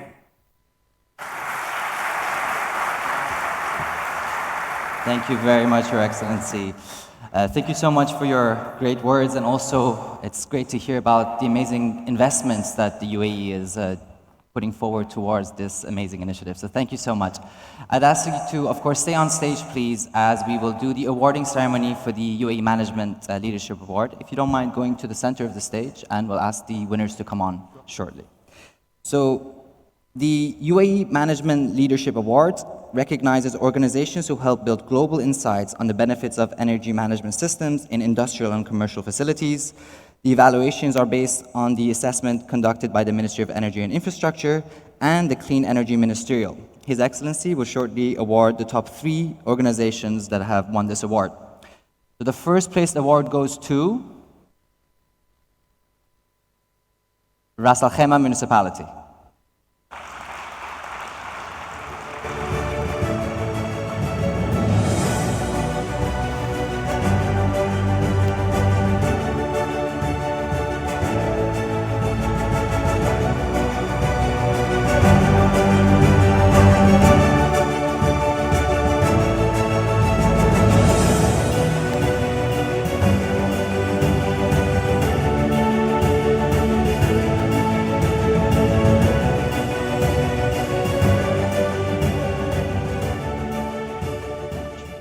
so much. The second place award goes to ADNOC Onshore.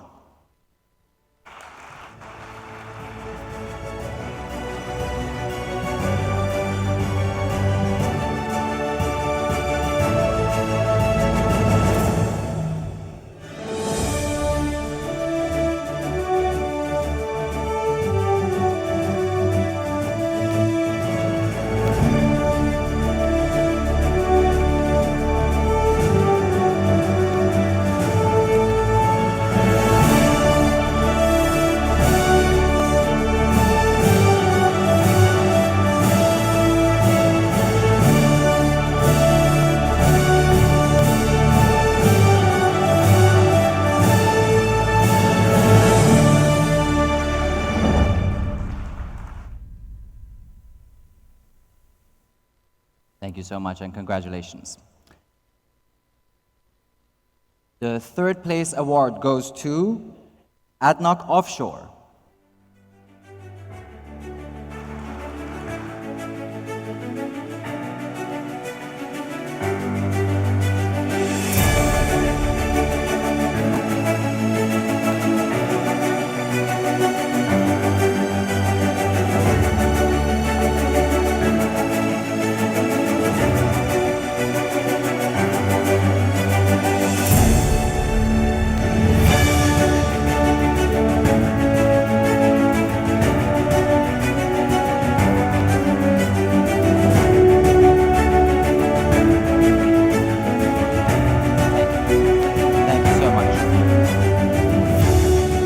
Finally, we would also like to recognize the other entities who have participated with distinguished submissions: ADNOC Logistics and Services, Abu Dhabi Sewage Services Company, ADNOC Gas Processing, ADNOC LNG, Roads and Transport Authority of Dubai, ADNOC Refining, ENOC Corporate Real Estate, ENOC Retail.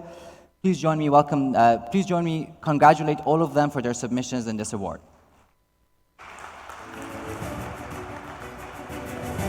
Thank you so much. With that, I will thank you, Your Excellency. Thank you so much for placing the awards as well.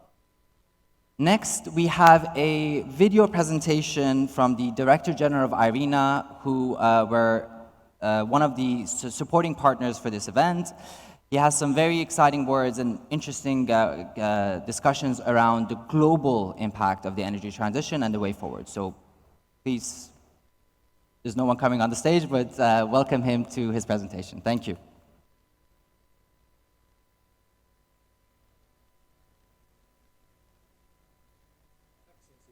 Distinguished guests, I'm grateful to be part of today's Energy Summit Celebrating Portugal.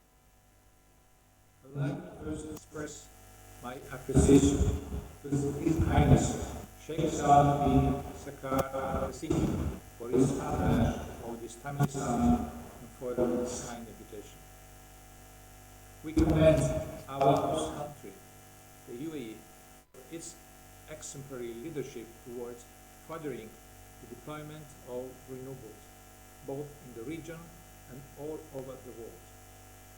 With the UAE being COP28 president, we believe that this is an exceptional opportunity for the international community to come together and accelerate the global energy transition based on renewables, placing it even more firmly at the center of the climate discourse. Enhanced efficiency and scaling up renewables have gained consensus among many policymakers as the only way to respond to the compounding crisis.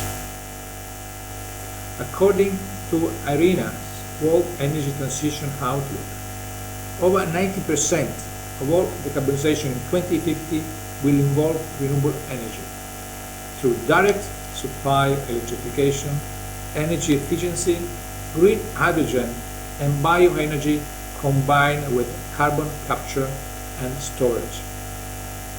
However, we need to act now if we want to meet the 1.5 Celsius goal. So, ladies and gentlemen, allow me to shift my focus to the region and to the UAE in particular, home to abundant renewable energy resources, particularly solar PV. The energy transition is well underway in the region, with the UAE leading in renewable energy deployment. We are proud to be hosted by a country that was the first in the MENA region to announce an ambitious goal of net zero emission by 2050. We applaud you and look forward to support your plans to plug $160 billion for the next 3 decades to hasten renewable energy deployment. Dear delegates, despite progress over the last decade to achieve universal and sustainable energy access by 2030, the pace has been decreasing due to several complexity and the impacts of COVID-19. 91% of the population had access to electricity in 2020, leaving 733 million people unserved. There is a need to mobilize resources significantly and to scale up the flow of investments. We believe that international cooperation as well as country-owned initiatives are crucial to mobilize climate finance and private investment. On this front, IRENA established the Energy Transition Financing Platform, supported by our main partner, the UAE, to facilitate access to climate finance and to accelerate investments in renewable energy. Distinguished guests, I wish to finally reiterate our commitment to continue to support member countries, starting with the UAE, in their commendable efforts in the path toward global energy sustainability. Let's work together to turn ambition into reality, to COP28 and beyond. Let me conclude by wishing you a successful summit. Thank you very much. Thank you.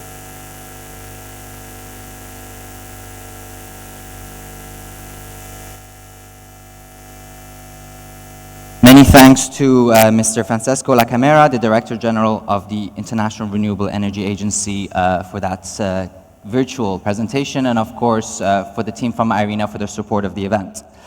Now, we will just have a short poll now, if you can put up the screen. We'd ask everybody to please join us in being engaged with this event. We'd like to have your feedback. So we have a short poll for everyone. If you can use your phones to scan the QR code here. And the question is, which of the following opportunities for sustainable energy should be more supported in the policy and regulation agenda of the UAE? And please choose your top 3 choices. So we'll give everyone a few minutes to take this poll if you can, before we move on to the next presentation.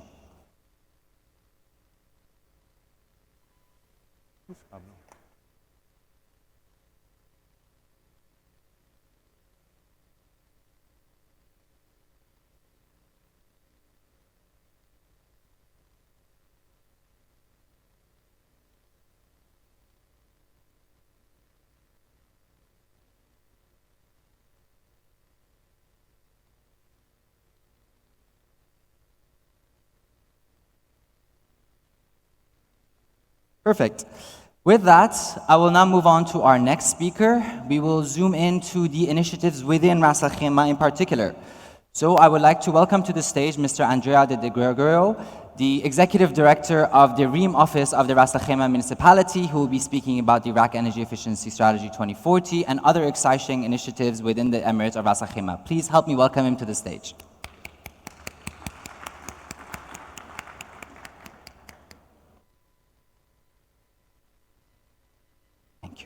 Thank you, Maya, for the introduction. Your Highness, distinguished guests, good morning. It is great to see such a numerous attendance to this first edition of the Iraq Energy Summit, numerous and relevant attendance. Thank you for being here. In my short presentation, I will tell you a little bit more what Ras Al Khaimah is doing, has been doing so far, and what Ras Al Khaimah will do in the field of the energy transition. Our framework of reference, many of you may be familiar with this representation of our strategy, is the Ras Al Khaimah Energy Efficiency and Renewable Strategy 2040. It is a strategy that will lead as a journey to a better Ras Al Khaimah. enhanced with renewable energy, with technology. Strategy driven by a number of leading government entities, each one owning, driving one or more programs and leading to 30% energy savings, 20% water savings, and 20% renewable energy in the supply mix by 2040.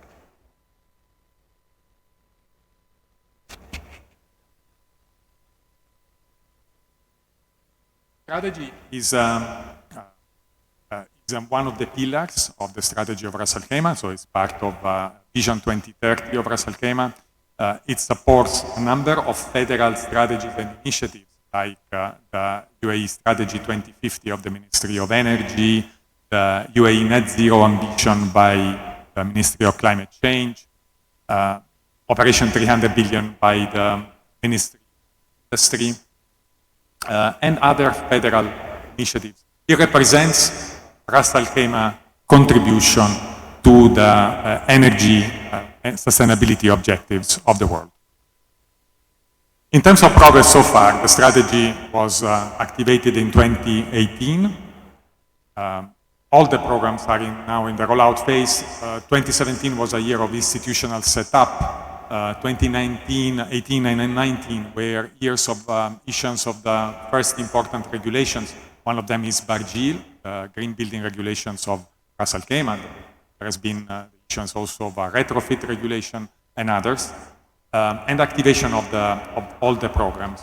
2020 until now has been a period of rollout and increasing sophistications of the programs with the addition of initiatives like green public procurement, green finance, training platforms, etc. In terms of results, today we can benefit from, we can account for at least 1% of the total energy consumption of Ras Al Khaimah being saved, and about 2% of water being saved.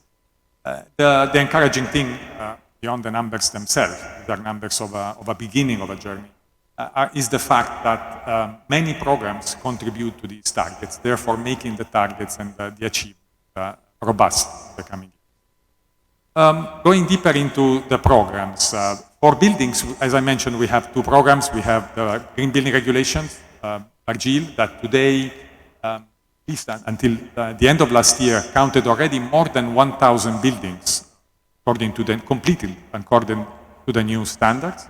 We have 200 buildings retrofitted. So today we have already addressed about 2% of the total building stock of Ras Al Khaimah. And many more buildings are coming. This is at the beginning. Many buildings have been permitted already. 5,000 buildings have been permitted. So many more thousands will come in the coming years. What does it mean? It means that 1,300 buildings, 2,000 buildings this year will need more efficient AC, more efficient lighting. They will need insulation. So there is a major opportunity also on the supply side to serve these new needs of Ras Al Khaimah. We are not only working on assets, we are also working on processes. His Excellency Sharif Al-Ulama praised the municipality for the work on energy management. This is a main program of Ras Al Khaimah, bringing basically new capabilities in the government, instructed by a directive issued by His Highness the Ruler, demanding 20% energy savings among government entities and government-owned companies. Today, we can claim about 16% savings out of, say, a consumption of about a little more than 100 billion dirhams. So it's about 16, 17 million dirhams per year that are being saved. More than this, I think more than the results themselves, it is important to say that many entities today are ISO 50001 ready, so they have developed capabilities that will allow them to manage their energy over the long run. There is, for this certification ceremony, more entities are being certified, and tomorrow there is the ceremony in the municipality stand. We are not working only on buildings, we are working also on infrastructure. The Public Service Department of Ras Al Khaimah has already converted all the street lights to LED. Plus, there are other initiatives of dimming and switch off measures in Marjan and Rakes that pursue further efficiency goals. In terms of waste, we are recycling about 70% of the wastewater, which serves 100% of the needs of public irrigation. And we are recycling, composting, reusing for energy purposes about 14% of our solid waste. Today, we have 1% of the primary energy needs of Ras Al Khaimah that are served by burning waste in the industry. We are also working on efficient mobility. There is a platform that supports the initial adoption of electric vehicles with 20 public charging stations, discounts from RAC insurance for those who adopt an electric vehicle. And there is free electric vehicle charging offered until today by Etihad Water and Electricity. So this supports the adoption of electric vehicles. There is also a program of the government to buy more efficient vehicles, not only electric, not only hybrid, but also efficient conventional vehicles. Today, 87% of the vehicles purchased by the government are efficient, with just few exceptions for special vehicles. The efficient vehicle program is part of a larger program that is green public procurement. Probably this program is the program where Ras Al Khaimah has probably the most sophisticated, the broadest program of this type in the region, GCC. It aims at activating green purchases from the government through two mechanisms. One mechanism is to reduce the consumption of what we don't want to buy, like no single-use plastics, go paperless initiatives. And for those products that we need still to buy, then there are criteria that address a number of categories of products ranging from carpentry to buildings to AC,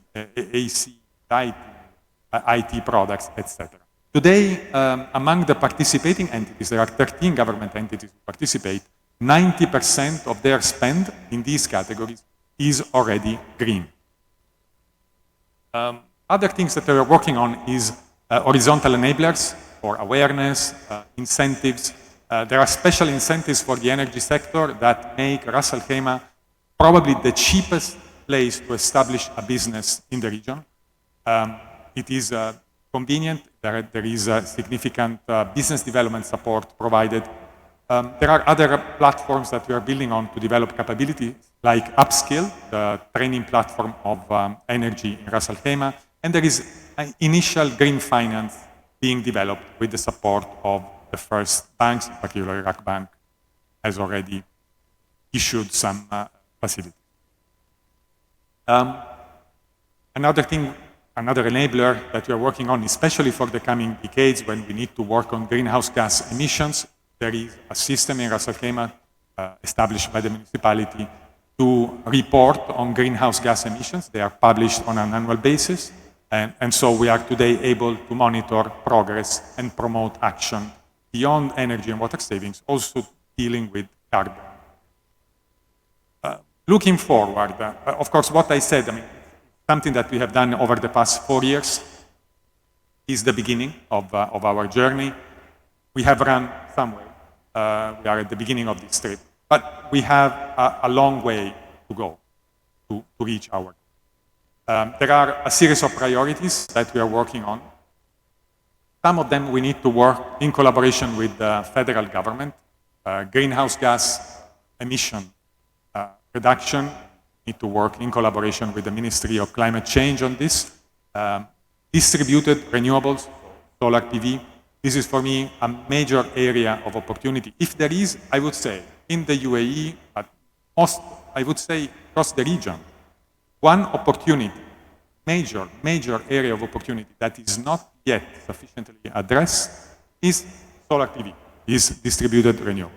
We have been working here in the UAE in collaboration with the Ministry of Energy for the development of a draft law. It is probably more than 5 years that this law is under discussion. we seek support from the Ministry of Energy to make it a reality and say possibly even tomorrow. There are thousands of companies and people ready to invest on distributed renewables. Then there are a number of other opportunities that instead the local government can work on more on independently. We want to develop the supply market for energy efficiency products and services. We want to work on industrial energy efficiency.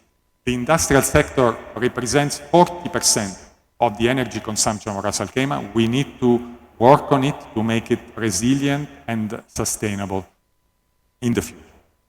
Finally, we are not doing this just for the sake of saving money. We want to improve livability. We want energy and water to be at the service of livability. Therefore, there are a number of initiatives that are running on livability. And I will make along these lines a few announcements of things that we are launching today.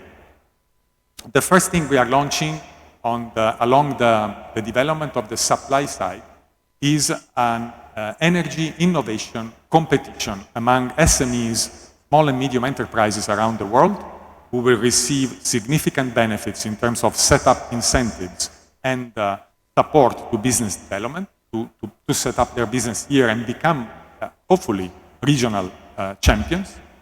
The initiative challenges, basically, these SMEs to provide solutions on three main problems that are common, I would say, to the region. And the initiative is supported by a number of entities, both local to establish the setup and also to deploy, seed this competition around the world where SMEs are. We welcome SMEs not only from the UAE, but SMEs from around the world. A second thing that we are launching today, along the lines of industrial efficiency, it is an industrial energy audit program. Basically, we are offering a supported audit at a very low cost in exchange of an obligation of the participant to report on a plan and report on actions that are being done. This is launched today. There are already a number of leading companies who want to be signatories of this and want to start from the beginning of this journey. They represent a large portion of the GDP of the industrial sector of Ras Al Khaimah. Tomorrow there is going to be a commitment, a formal commitment, a signing ceremony for them to participate in the program. We haven't also forgotten about the residential sector. Today we are launching a very exciting service for the population. It is a home energy advice, a free energy advice provided by the municipality to those residents who want to receive it. It's a 1-hour audit in each home for the residents who ask for it, provided for free, which will give them recommendations on how to save energy and water in their premise. The program gets its inspiration from probably the global best practice in the field, which is the Upper Austria Energy Agency, whose management is also here. You are welcome, by the way, to come to the municipality stand, those of you who are interested, and book your free appointment today. We haven't forgotten also about the youth, about the kids. Today we are launching Manzili. In Arabic it means my house. It is an app, an educational app, educational game, developed entirely through volunteer activity. 30 people in Ras Al Khaimah offering their work to make it a reality, and the developer Footprint, who offered their support to this. Today there is the launch of the beta version. You are welcome to try it, give it a shot in stand A5 in the exhibition A. And then the last news, I would say, we are not doing this only for energy and water savings. We want to prove livability of Ras Al Khaimah. Today is a day when we launch Rafah. Rafah is the sustainable community guidelines of Ras Al Khaimah, and it will provide, say, support to developers who want to develop more sustainable communities, not only in Ras Al Khaimah, but in the region. Livability, mobility are core of these guidelines. Ras Al Khaimah is working on this under multiple angles.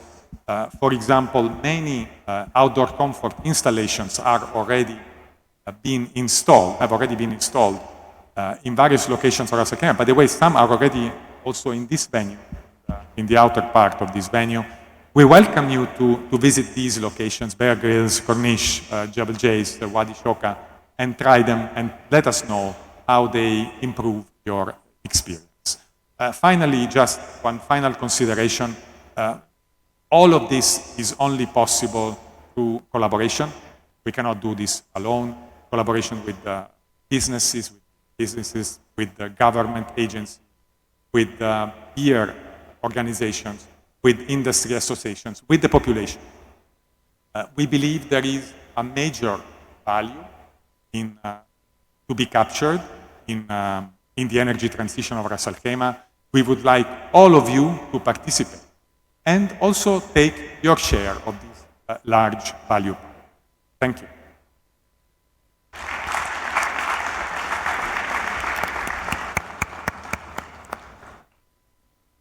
Thank you so much.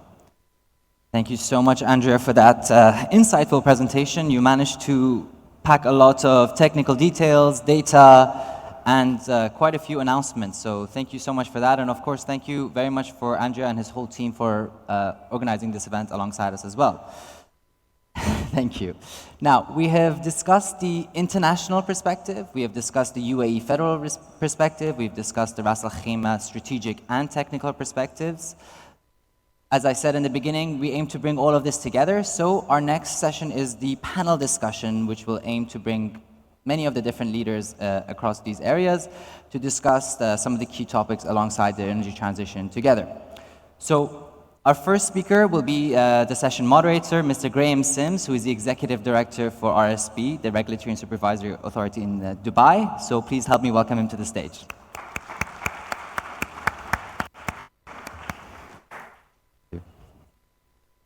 Yeah, this mic.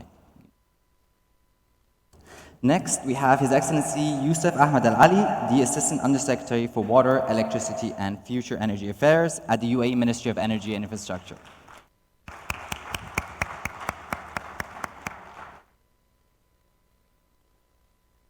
Our next speaker is Dr. Mane Abdulrawi, the Acting Director General of the Kuwait Institute for Scientific Research, KISR.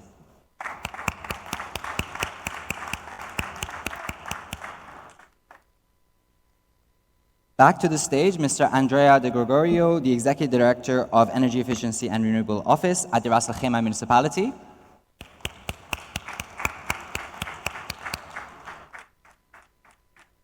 And last but certainly not least, Mr. Ali Al-Zaabi, Chief Operating Officer of the Emirates Nuclear Energy Agency, ENEC.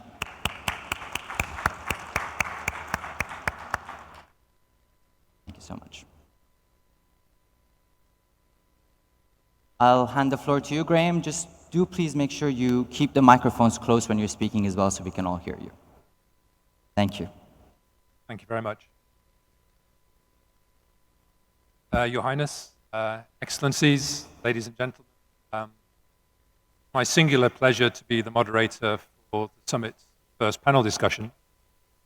And as Mahia was just saying, in the keynote addresses so far, we've had a really excellent scene setting for the summit in terms of the scale of the ambition of the UAE and the broader world to address the climate challenge.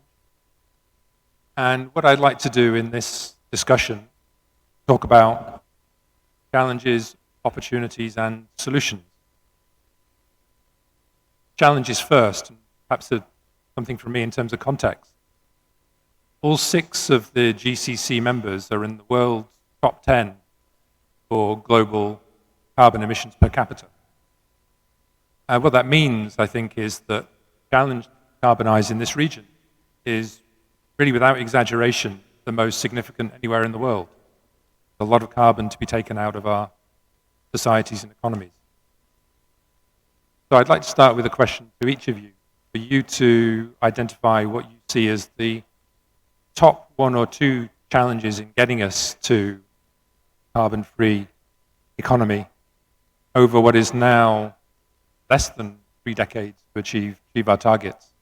But before you answer that question, perhaps you'd care to introduce yourselves and perhaps tell us something of your role in the energy transition. Assalamu alaikum, good morning. It's an honor to be here today, speak with this distinguished honor, be here in Iraq Energy Summit under the patronage of His Highness Sheikh Saud bin Sagr al-Qasmi. When I speak about climate change, immediately it comes to my mind the efforts that UAE put over the last decades to overcome the issues of climate change and to reduce carbon emissions. UAE was one of the first countries who implemented important measures to reduce carbon emissions, starting from banning the flaring of natural gas and going to many other programs that help us to reach a very good position when it comes to our carbon emissions. I want to remind you here that UAE was the first oil-producing country that decides to implement a renewable energy program. This started in 2006, before anybody else in this region started talking about renewable energy. We started with an announcement, but we followed up with implementation of our program. Today, UAE comes in the lead when it comes to renewable energy installation. We have almost renewable energy together with nuclear energy. We have almost more than 20% of our energy comes from clean energy sources. Besides that, UAE also worked on the implementation of other technologies that reduces carbon. I can mention waste to energy projects. I can mention the demand side programs that was implemented at federal level. And today also Mr. Andrea talked about the projects and achievements implemented in Ras Al Khaimah to reduce water and electricity emissions. So UAE have a comprehensive program. We are all proud to be a part of this program, and UAE always try to put the bar high, and this happened with the announcement of UAE intention to reach net zero by 2050, and all the sectors, all the different stakeholders in the UAE are working in order to achieve this ambitious target.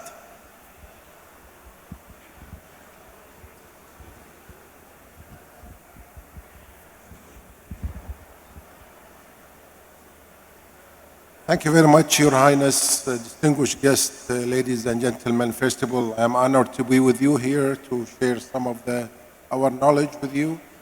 I am from Kuwait Institute of Scientific Research.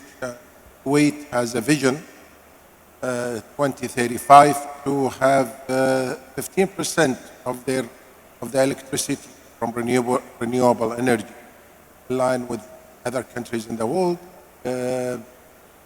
Of course, to combat the weather changes and the global warming. In my opinion, the passive action in combating the CO2 emission is the best approach. Through public awareness of the importance of reducing the consumption of electricity in the houses, the 15% can be easily achieved. And I understand that you are developing new programs called Manazil here to educate children and small students in the importance of reducing the consumption of electricity. Just to give you a feeling about it, I mean, in Kuwait, we started like 5 or 6 years ago in achieving our vision, the government, of having 15% of our power from renewable energy. Of course, 15% is about 11 million mega hour. That's the 15%. We are producing our consumption in Kuwait about 70 million. We spend around 400 million in laying out the foundation for the renewable energy, and up till now we are only producing 70 megawatts. So you can imagine how much the cost will be to achieve our goal in 2035 of 15% or 11 million megawatt. It's really challenging. The other issue is decarbonization of fuel, fossil fuel.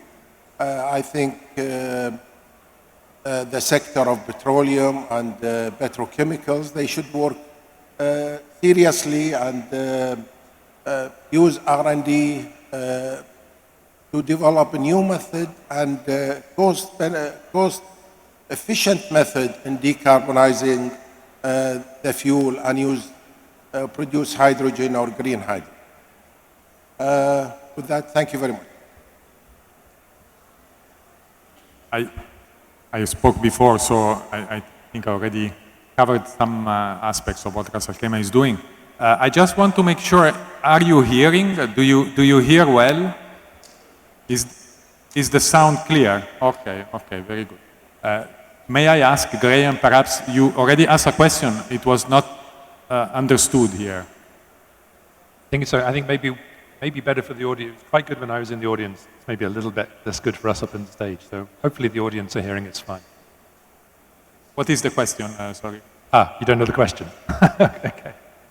So my question is, I'd like you to each sort of unpack the statement I made about the scale of the challenge. What do you see as the most significant challenges we face here, top one or two, getting to that net zero target? Okay. Well, I think, no, this is a very good question because I think the region has been working on the energy transition probably now for the past, say, 15 years. So it's quite a long time, at least I would say enough time to know the problems that we have, the challenge that and for me, to be honest, I wouldn't focus necessarily on the most difficult. I would more look at the broad picture of where the main areas of opportunities. And I don't want to oversimplify, but for me, I said this also in other occasions. For me, there are, I would say, three types of people that we need to address. There is the first type, which is those who are ready and willing to change, to invest. These people, we just need to allow them. Is it always done? I would say most of the cases it is done, but there are exceptions. One exception, the most relevant one for me, is distributed renewables, where it is not always possible for people in the region to develop their own energy and connect it to the grid. So this is an area that we would work on, an important challenge that we need to address. The second type of person that we need to address is those who can invest, but they don't see yet the business case of their investment. Problems of this type include, for example, the split incentive between the owner and the tenant, which is very important here because most of the properties are tenanted, are rented. And another example of this type is the split incentive between the user, which is sometimes subsidized, and the utility. We also need to address these kind of challenges. In Ras Al Khaimah, we are working on developing, in addition to Barjil, an energy performance rating scheme for buildings, following the great example of Dubai RSP. We are working on it right now, and we will involve many of you as part of our consultation work. There is then the third type of people that we need to address, who are those who cannot invest. Those we need to help. And there are two types of these people. Those who cannot invest because they do not have the funds, we need to help them with the incentives. We need to start thinking about incentives. We are proposing, and we are ready to discuss this with the federal government, the establishment of an energy efficiency fund, a public service fund built by collecting a small share of the utility bills of all the utilities, say half a fill, one fill, that would be sufficient to support the retrofit of most of the addressable market over a little more than a decade. And then finally, yes, there are some participants, like the industrial sector, who cannot sometimes decarbonize. I'm thinking about the cement industry, the steel. Yes, those are difficult, because for those, maybe technology is not yet available. And here the question comes probably for the UAE, whether we want to benefit from global innovation, or whether in some occasions we want to take a leading stand in some part of global innovation. This is partly being done, and there are probably segments where this is possible, like construction, cement, where scale may be sufficient for the UAE to play an important role in global innovation.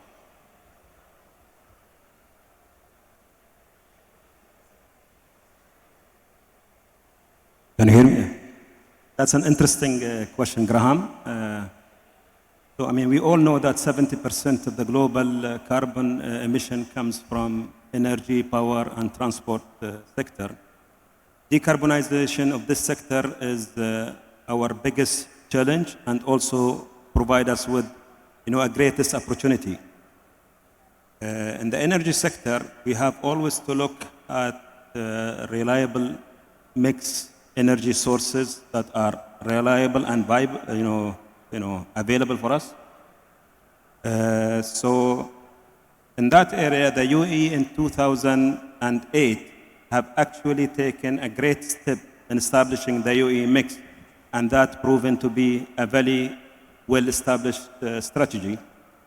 The Baraka nuclear plants today actually provide the single source of a baseload, energy and electricity that is free of emission. Using the Baraka plant, currently we have 4 units in the plant. 3 are operational, and 1 is in the final stage of commissioning. Once the 4 units are in operational, they will create 25% of the UAE required supply of energy. And those plants, to put it in context, once they are 4 are operational, will save around 22.4 million tons of emission every year, which is almost equivalent to removing 4.6 cars off the roads. Not only the nuclear program, support, the developing of the electricity only, but it's also actually passed to the other struggling sectors. And if we notice, in 2021, the Department of Energy have issued the certificate for clean energy, and this created an opportunities for the other sector actually to grab, to provide, more sustainable solution. We know today that ADNOC have managed to get 100% of clean energy through the nuclear program as well as the solar program, which created, an opportunity for them to produce more greener barrel of oil. Also, it actually saved around $4 billion of gas, and that could be utilized, for export or for other local consumption. Other companies like, Emirates Global Aluminium, they also captured some of this opportunity and created their premium product that is using low carbon, footprint in terms of production. Looking at the nuclear capability in terms of it's important to the energy mix, it's create that security in terms of energy security, as well as provide opportunity to expand toward, other alternative, solution like, hydrogen production. Also, we could look at the SMR nuclear technology that could provide, heating source for multiple industry. Thank you very much. I can't let the opportunity of having you on the panel, Ali, pass without staying on the question of nuclear. I think it's fair to say there is no more controversial component of the energy transition than nuclear. On the one side, you have people who say this is our only readily deployable at scale, firm generation technology, and it's an essential component, therefore, of getting to net zero. But others will say this is a technology which has been left behind by technological change, cost reductions in storage, and of course, many people still worry about some of the security and waste disposal issues.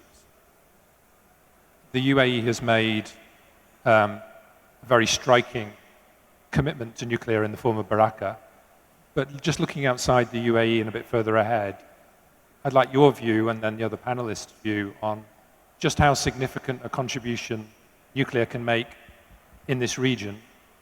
And I'd also like you to comment on what you see as the relative prospects for large-scale gigawatt-plus reactors like Baraka against the smaller-scale, submarine-scale reactors, which many people are now promoting as a more potentially cost-effective and easily deployable solution.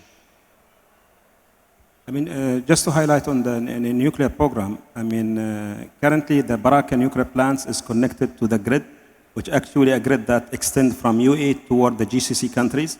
So the potential that the Baraka nuclear plants provide is huge.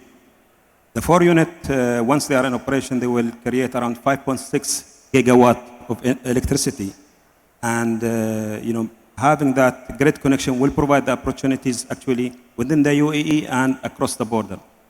When it comes to other technology, you know, the SMR technology, we are currently looking at the different opportunities and the different technology. Currently, there are multiple technology in the market, but none of them have yet, you know, proven in terms of being past the regulatory check and being implemented on the ground. But we are actually in touch with multiple potential, let's say, players in this area, and we have our eyes on this technology. Thank you. Would any other panelists like to comment on the question of nuclear? Yeah. So I will take you one step, just one step back. So when we worked on the UAE energy mix and the UAE energy strategy, we had in mind 3 principles. The first principle is the security, the energy security, energy grid reliability. The second principle was the affordability, the cost of this energy. And the third principle was the sustainability, how much emission is doing. In order to build the optimum mix, you need a reliable source of electricity, and this is what you can get by the nuclear energy. Nuclear energy is clean and is a reliable source of electricity.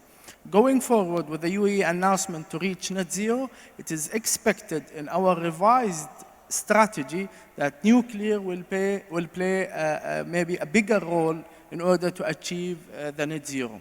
We are in the Ministry of Energy and Infrastructure. We are in touch with the technology providers, technology developers, and we see a lot of developments happening on the nuclear reactors design, where you can get smaller reactors, where you can get dispatchability that you are looking for with the nuclear. So a lot of potential that we'll be able to get to help us to reach our net zero target. Of course, UAE grid will always consist of energy that comes from natural gas, energy that comes from nuclear, and energy that comes from renewable energy sources.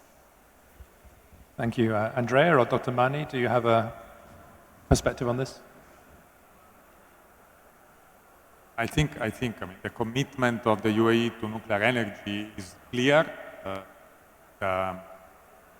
Nuclear energy will provide the base load.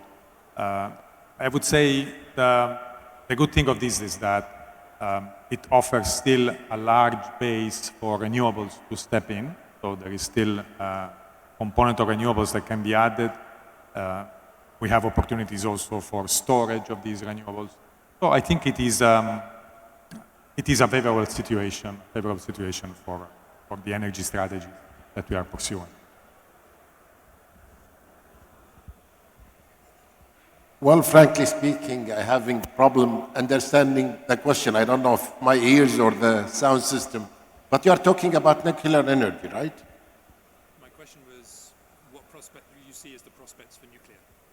Well, I mean, obviously, nuclear energy is CO2 free, but on the other hand, it has the disadvantage that we all know about, especially for small countries like our countries here.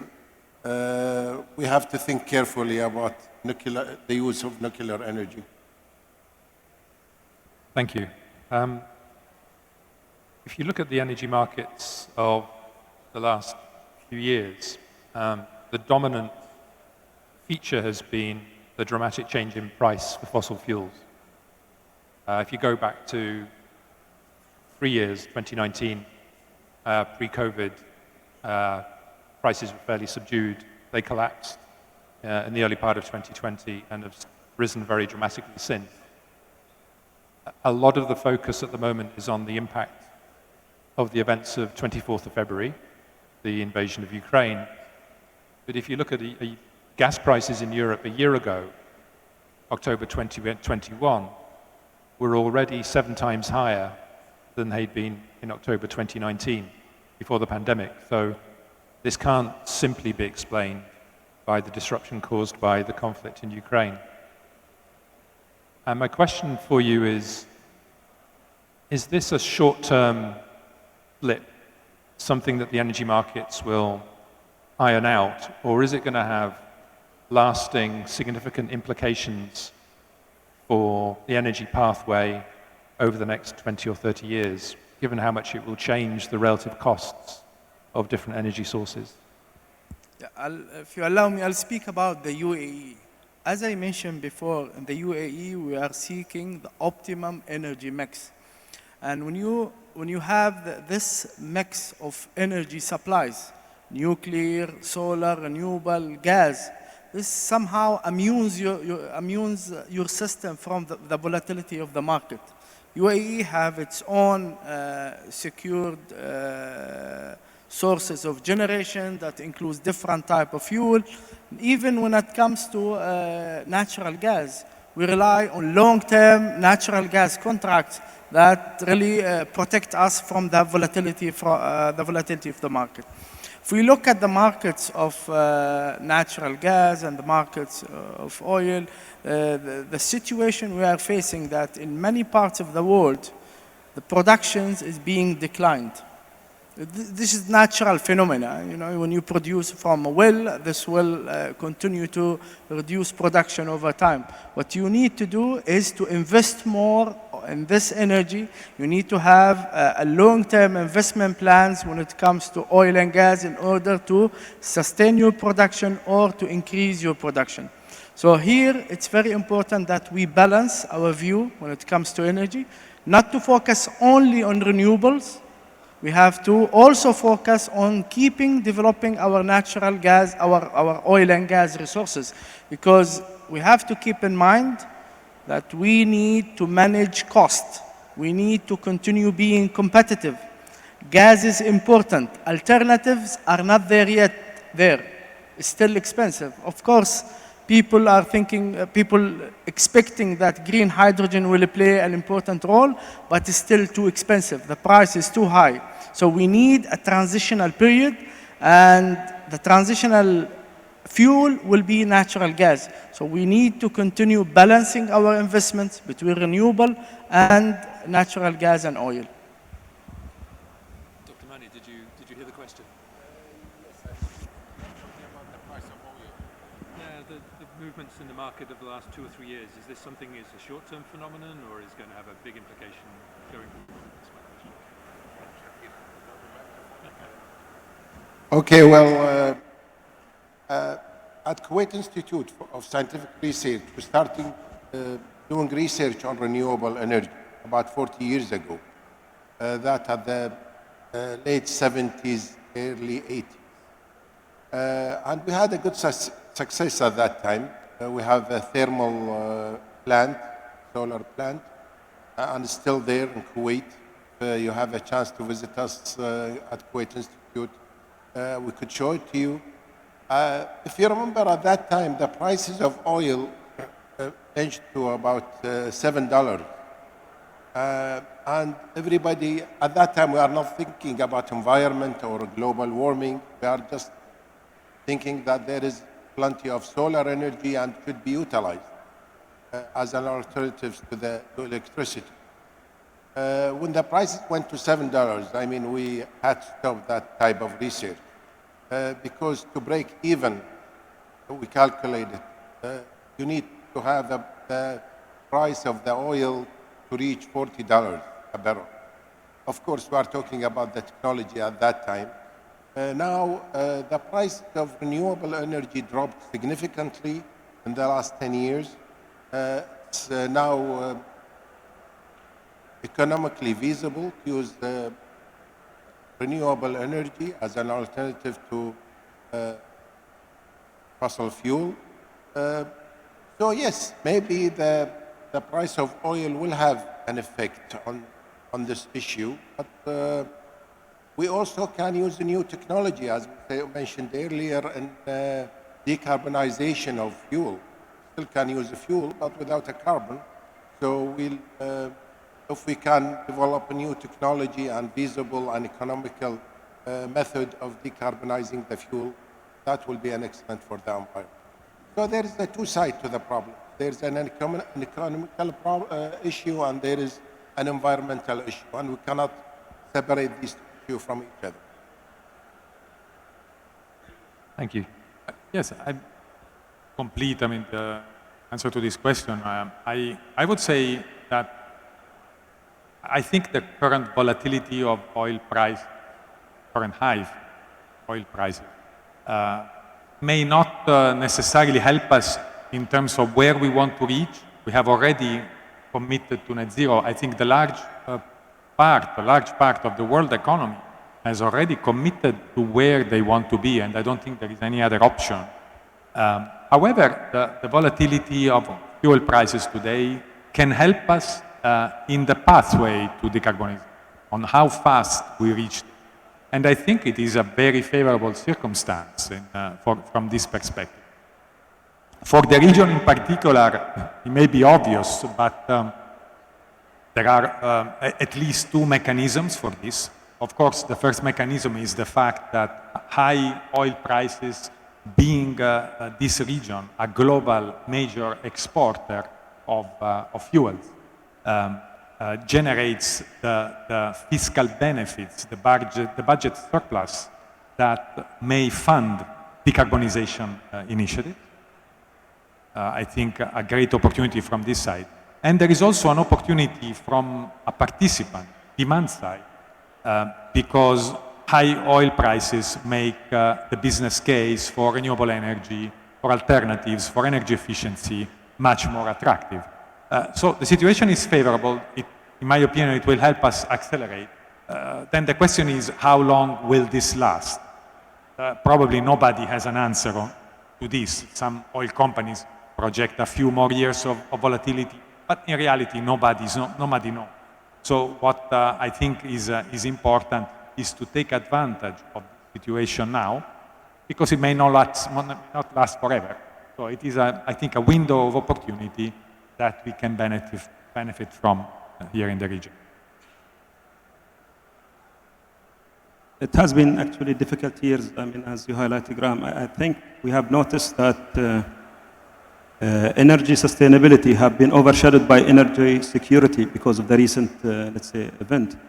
Also, that nation have looked at their, energy sovereignty, and they had to take certain decisions.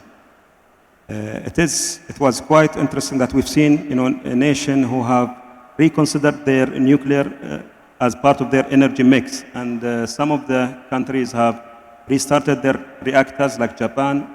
Other countries have extended the life of their nuclear plants, like California. And also we've seen on the, the arena that financial commitment and strategy have been put toward the nuclear energy and having more plans to support nations like UK, France, as well as, South Korea. So everybody is looking at the requirement of having that energy mix to adapt to the changing environment. So also we have the net zero targets that the nation are, all pursuing toward achieving, and that it is difficult, to pursue there without actually looking and considering nuclear as part of the mix. Thank you very much.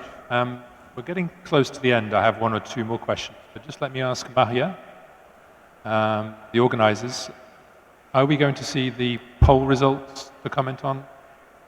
Mahia is looking blank. Right. Mahia, can you hear me? Excellent. Okay, so just before this panel session, you kindly participated in this poll. We have a smaller version of the screen down there here on the panel, which was the question, what are the most important opportunities in the policy regulation agenda? And we're each asked to pick your top three. And the top three were net zero energy buildings, distributed solar, and then tie between hydrogen and utility scale solar. I suppose my first observation would be that actually the results were quite fairly distributed. So these all seem to be seen as important features of the policy and regulation agenda. Andrea will be pleased to see that distributed solar was high up the poll. You won't have missed that bias in his earlier answers. Just like to provide an opportunity for my fellow panelists to comment on those, anything they found surprising, might they have expected a different outcome.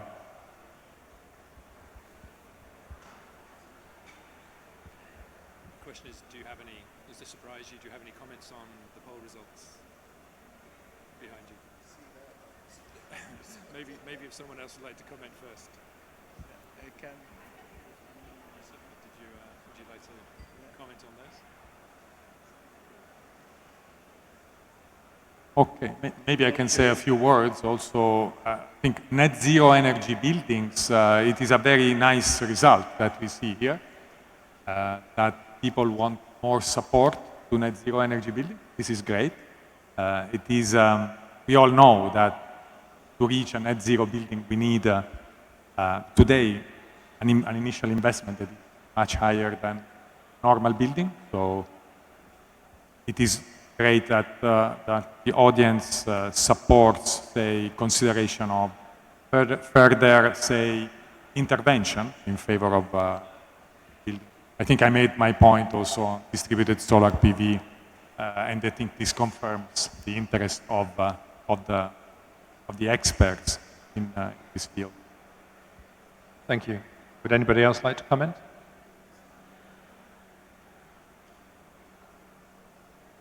Well, the results I just see doesn't surprise me. All these items are very important. But if the greenhouse, I think has the highest number, 18. So that shows that we have very educated audience. It doesn't surprise me at all. Yeah, again, really, I voted for the distributed solar myself as well. This really shows that we are dealing here with an educated audience, and these two elements, mainly the net zero buildings and the distributed solar, represent the priorities that we need to work on. We are doing a lot. We are successful in many fronts when it comes to central plans and other fronts, but these two elements really are the low-hanging fruits where we need to work on. Ali, is there anything you wanted to add? Yeah, I mean, as we have discussed, I mean, all these different options actually adds up to that, target that we are seeking. So that we always have to think about, the base load and scaling up from there. And then I see the green hydrogen, blue hydrogen are options. And here where we said, we can be contributing toward that through the different, source of energy, including nuclear. Thank you. So I'm going to finish with a slightly more personal question to each of you. So in the latest version of the UAE's nationally determined contribution, it uses a phrase, climate smart living. So my question is, I'd like each of you to give me an example of how you demonstrate climate smart living in your everyday lives. And while you're thinking about it, I'll give you my example. So I have, on my phone, I have many apps, but one app allows me to control the space and water heating in my home. It's connected to a smart thermostat. It's very annoying to my wife because this is my home in the UK and she dislikes it when I turn down the thermostat.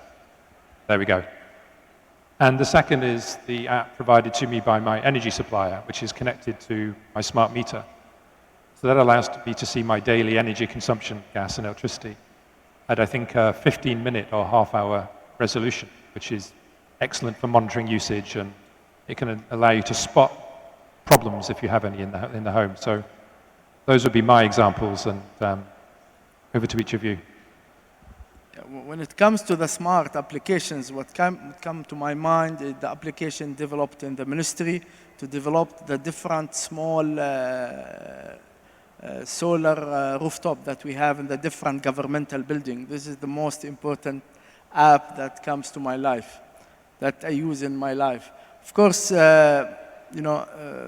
converting to smart house also open many possibilities for our lives, and this is what I need to explore, inshallah, soon.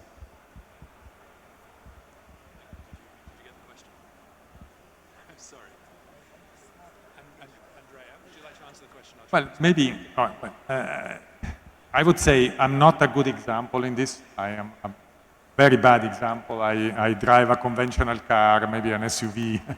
I consume a lot of paper. But perhaps if there is one thing that I can add to climate smart living, I learned over the years to live with minimal AC, with nearly zero AC. It took us a few years to adapt. Today in our home, you will find in the summer temperatures of 28, 29 degrees. We are perfectly fine now. It took us maybe a couple of years of adaptation, but we live with minimal AC. Our energy